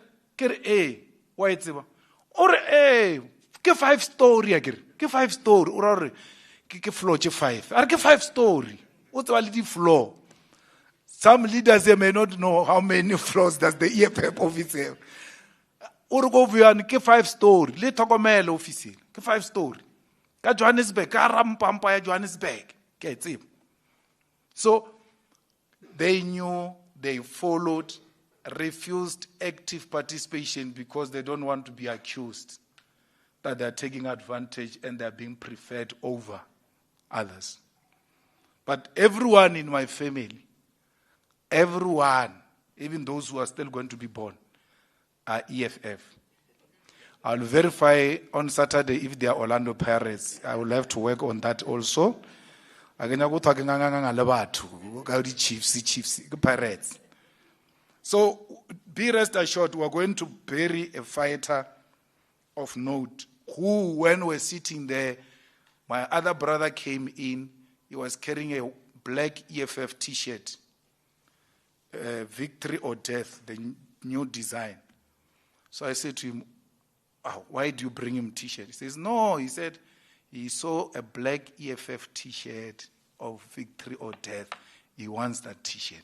I must bring him. So every merchandise that goes out, that's how much he followed. He knows the new merchandise. He knows the new theme, what we are doing this year. And then he will make noise about how the fighters are not working in the village where he came from. So we're fine. There is no EFF statement in Mpumalanga because we didn't issue any statement. No. There's no statement. There's no one in the EFF now who speaks without elections spokespersons. So any statement is not worth a paper written on. No chairperson, no secretary, no president, no one can issue a statement in this period without election spokesperson. Why? The election spokespersons should know, is this good for elections or not? That's why we suspend every position and establish election structures so that you don't commit electoral mistake. So we have no such a statement in Mpumalanga. But don't say the mafia. Don't say mafia is Nkomazi. Don't say Nkomazi protest of asbestos is students. It's not students. It's an EFF protest. It was EFF initiated. It was an EFF protest, and we own it till now. It's ours. No one has got no authority to distance himself from the sub-regional activity of the EFF that was led by mafia in Nkomazi, in Mpumalanga. It's ours. It's not students. And we are going to continue until a proper structure is put there. That thing is a health hazard. There's no building in South Africa that should be having asbestos. Not a single house, not a single office or college or anything of that sort. That's a policy of the EFF. And Mafia was well within his right to lead that campaign. It is his sub-region. He leads the election campaign in that particular municipality. We have announced him today as a mayoral candidate. What does a mayoral candidate mean? It means a leader of election campaign of the EFF in that particular municipality. So there are no chains. There's nothing they can be moving around wearing them. We're still fighting for chains. So they have to lead a campaign to claim the chain. No one, not a single one, in the EFF is entitled to this position of a mayor candidate or what candidate. Anyone who found himself offended by any nomination, that person doesn't belong to the EFF. They joined EFF for wrong reasons.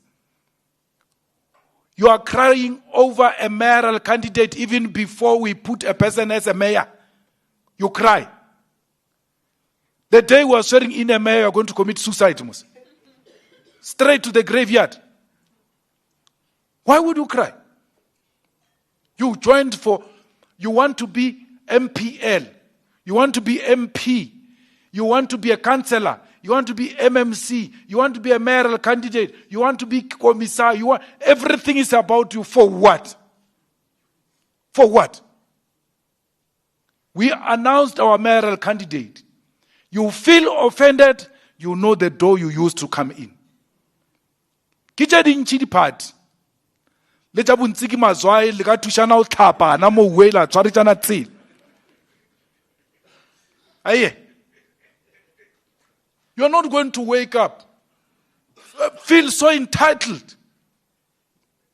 Feel so entitled. Wake up and say, today the chief is going to announce me. No one told you that. And then what kind of politics is that? No. Even in the ANC, I've never seen anything like that.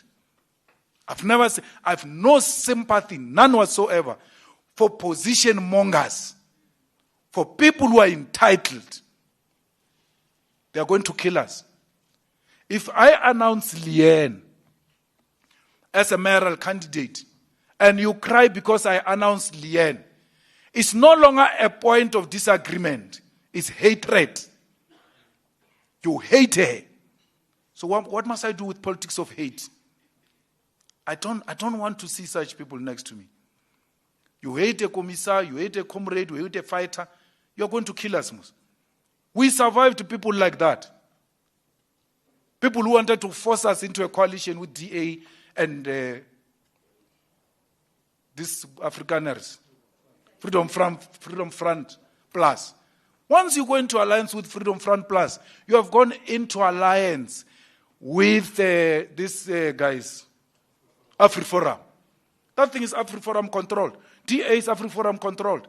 John Steinhazen was removed by AfriForum because they said the farmers were not happy the way he's handling foot and mouth. So what are you saying? These are men and women who must be supported by everyone.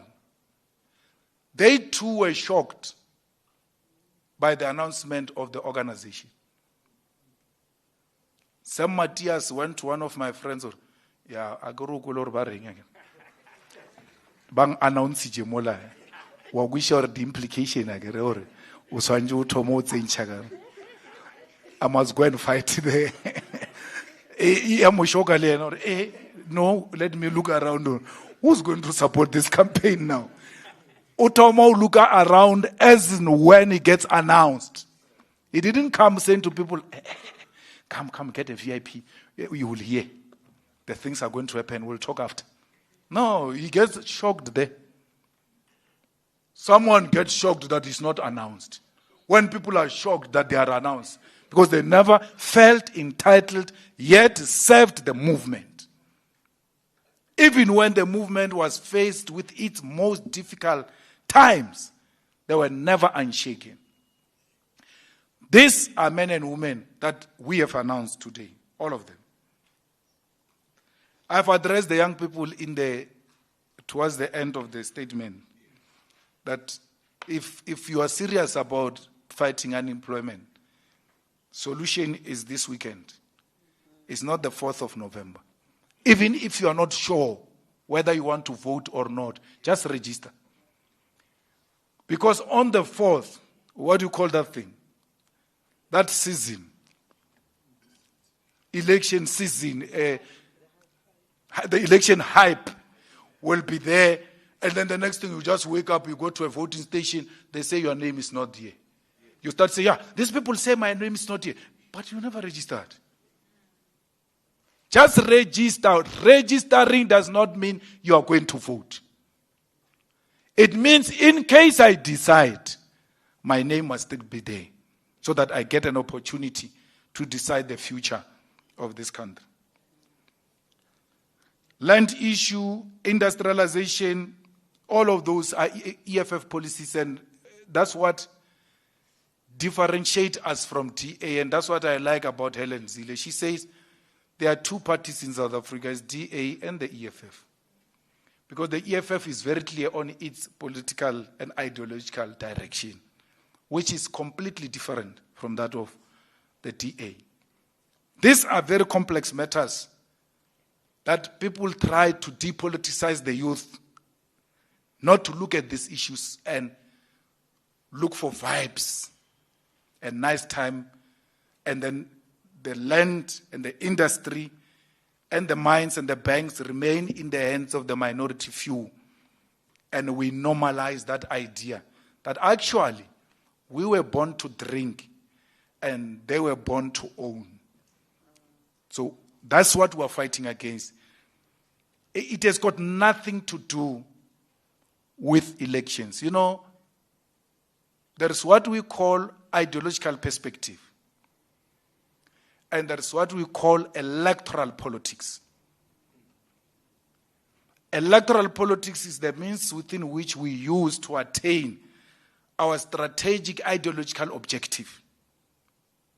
And whatever inroad you make, we are in the right track to arrive at the strategic objective of the EFF. And these are amongst the 7 cardinal pillars of the EFF, which are non-negotiables.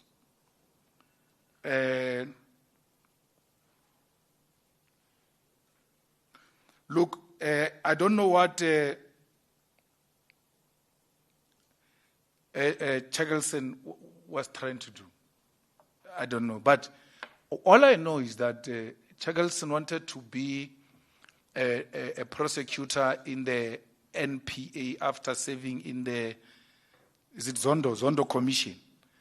They said some cases in the Zondo Commission must be referred to the NPA.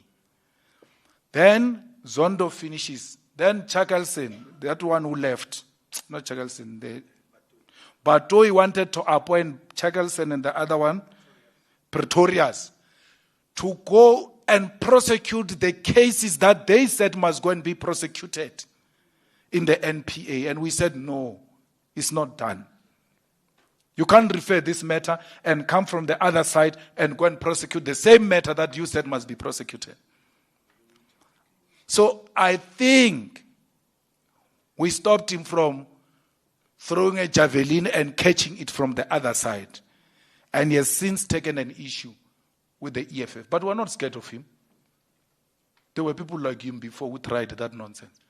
And that's why Khumalo saw him through. But what are you trying to say now? Because this is not here. What are you saying? So, he can try. He can even call me if he wants. I'm not scared of anything. I've never done anything wrong. I'm going to give him the same response I gave him in the letter. He says, this one says to this one about this. So what must I say now? What must I do? That an old man is speaking to an old man who come and ask me about the two men having a conversation. Go and ask them. Why are you asking me? I'm not part of the conversation. I'm not part of the conversation. You know, there is a thing that Khan gave us questions to ask a former intelligence, something. Inspector General, yeah. Firstly, I don't qualify to ask Inspector General questions because I don't sit in the Joint Standing Committee on Intelligence. I've never been part of it. Only that committee can question Inspector General. And for you to sit in that committee, you must ask Liane. She sits in that committee. They have to vet you. They found some high school messages in her phone. Hello, sweetheart. Vetting. Hey, gorgeous. So, and then they do polygraphy. So for you to sit in that, I don't sit in that thing. So they say, we were being given questions to go and set up a Inspector General. If we were given those questions to set up Inspector General so that he lies and he lies, those were good questions. Why does he lie in? Why do you lie? There's no one who can set you up to lie. You must just tell the truth. Why do you tell untruth under oath as an Inspector General? And if Khan had given me those questions, I was not going to deny them. Who must give me the questions? I'm going to question a Minister of Police in the ad hoc committee. All manner of generals, policemen, public, everybody. Send me questions. Ask him this, ask him that. Why? It's my role. It's my job. I'm a public representative. If Khan gives me questions, it's well and good because the possibility that he voted for EFF is very high. Maybe the people who vote for me, they must give me questions. Who must give me questions? Helen Zille. Mantua must give me questions. My wife must, because 99.999% exists that she might vote for EFF. I don't know about this other 1.00. So if she can't give me questions, if my friend can't give me questions, if my comrades can't give me questions, the people who send me to parliament, who's going to give me questions? Mo must give me questions. Mazoti must give me questions. Anyone else of the public must give me questions. They are part of the public. By the way, including prisoners, rapists of note, murderers. Kat Matala can give me questions. I will ask them. It's my job. I'm not saying you have done this. I'm saying it is alleged. You know what is even worse? In the JSC, when we interview judges, we get all manner of questions from the public to ask judges questions. So, Jackalson thinks I must get questions from who? From him. Next time you see him, if you see him, tell him to send me questions if he's got questions, like he did now and I answered them. Nagata warabab. Nag chabisilo. Whether I'm wrong or right, Arab. But I'm blaming Agamrao leadership or that one we should have. Margansarin. Kanajela Jauto, Graba Utauta to go Madlanga, ona Mutato Utauta Nangwana, Nangwana. Not a child. No other man is going to speak to me like I'm a child. Not me. I'm elected public representative and a leader of a political party. I'm not going to be shouted at by anyone. No one can do that to me. It I am. If he wrote wrong, why it's it wrong? Arrest me. But you are not going to address me by belittling me. I don't care if you are a judge or you are a magistrate or you are a commission. No one speaks to me like I'm a boy. If you want to see the other side of me. I'm not scared of nothing. Especially where I think I've not done anything wrong. You'll find me. So don't think that there is some scaremongering about Madlanga against me. Me. Hey, lena le tuta na le lata man. Ale leni. Nagi chabisilo. Nothing. Because I've got nothing to hide. Comrades, the problem is not influencers. The problem is the EFF influencers on social media. They speak on everything. A useless celebrity that has lost a gig for many years just says rubbish. EFF influencers leave everything they are doing to attack to a useless bastard. Why? And then you make him relevant, then those questions come to us now. We must be speaking about a fool. which we never entertained. Don't think we didn't hear. Instead of pushing EFF policy, EFF candidate, EFF mayoral candidate, EFF issues of the poor and the poor, you decide to attend to a useless fellow. I didn't know that Oscar Mbo insulted. Did he do Vian? I've not seen anything like that. I know Oscar Mbo. I would have called him immediately and asked him why. What is the problem? Why not calling us and understand what is the issue, if there is an issue, instead of attacking? But I don't remember him attacking the EFF. But all I'm saying is EFF influencers must stop entertaining everything. Something that can easily just pass and there's no issue. You comrades are after it. And you know why they do that? They know the party that can give you relevance within a second is the EFF. You remember there's a guy in Northwest who used to be a singer, Stone. He one day just went and attacked EFF. Not the next thing I see on social media.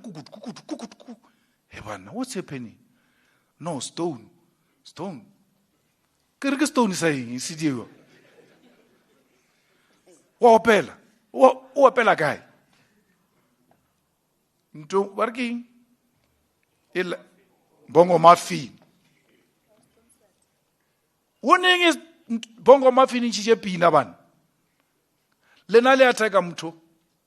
Ma 2000 aba motsibilu motsiba motori kemang. Once you started attacking that person, ma 2000 but who's this one now? You make him relevant. You must just read those things and go, shame. Inyaka utsuaka renai. Uchwe moyo. The EFF influencers must retweet each other and engage each other constructively.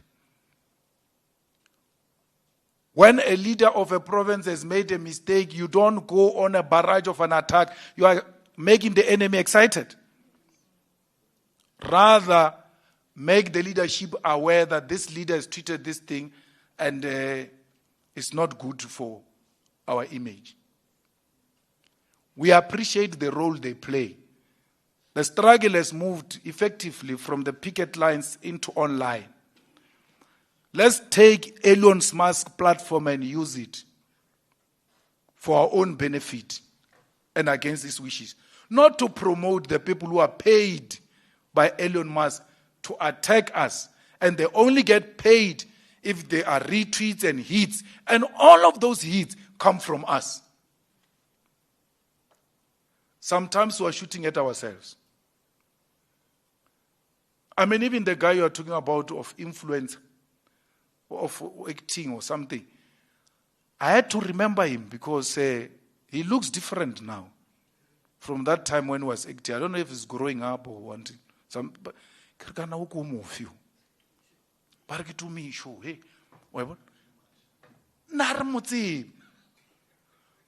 we don't know this guy. You guys go and fetch things from dustbin, you tint them, and then you make them relevant, and then you bring all of us into the whole thing. Please, you have a manifesto now. You have candidates now. You have a campaign to run. Concentrate on promotion of the EFF and leave the enemy out there to dry. You must starve them. You are the ones who are feeding them, yet you are saying you are fighting with them. Painful as it is, don't respond to them. Rather, write an alternative perspective yourself on your own platforms and let the fighters come and retweet an alternative platforms. Use the groups, the WhatsApp groups, the whatever communication. Guys, there is this tweet. Let's go there and retweet it. And if it reaches a particular mark now, I'm told those people get paid. And then our fighters get paid by Elon Musk, who's supposed to be hating us because we promoted one another. Let's use the weapon of the enemy to destroy the enemy. Not to destroy ourselves, thinking we're defending ourselves, but we're promoting the enemy to make the EFF irrelevant. The issue of migration is not an easy issue that you expect everybody to understand, including these influencers that you are saying they are attacking us. Sometimes it takes a sit down. It's a role of communicators. It's a role of leaders to take a call and call that to me show and say, Chief, can we meet? What is the problem? He talks. Since you say he doesn't have a lot of acting activities, it means he's got time. So you call him to a meeting and say, come here, let's give you activity. What is the issue? You sit down, you talk, you convert him. Unlike just howling at him, sometimes they act out of ignorance. And you just attack innocent. They too get shocked to that. Okay, why? Why are they being like this? Sometimes you have to educate. And not sometimes, as EFF all the time, as doctors of society who must cure an ill society. Thank you. I'm gone now.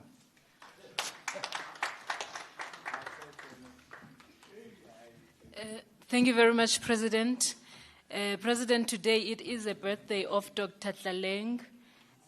She is sharing a birthday month with the mighty EFF. Happy birthday, Dr. Tlaleng. Thank you very much, President, officials, commissars, and fighters. Thank you, colleagues, for honoring our presser today. This brings us to the end. Thank you very much.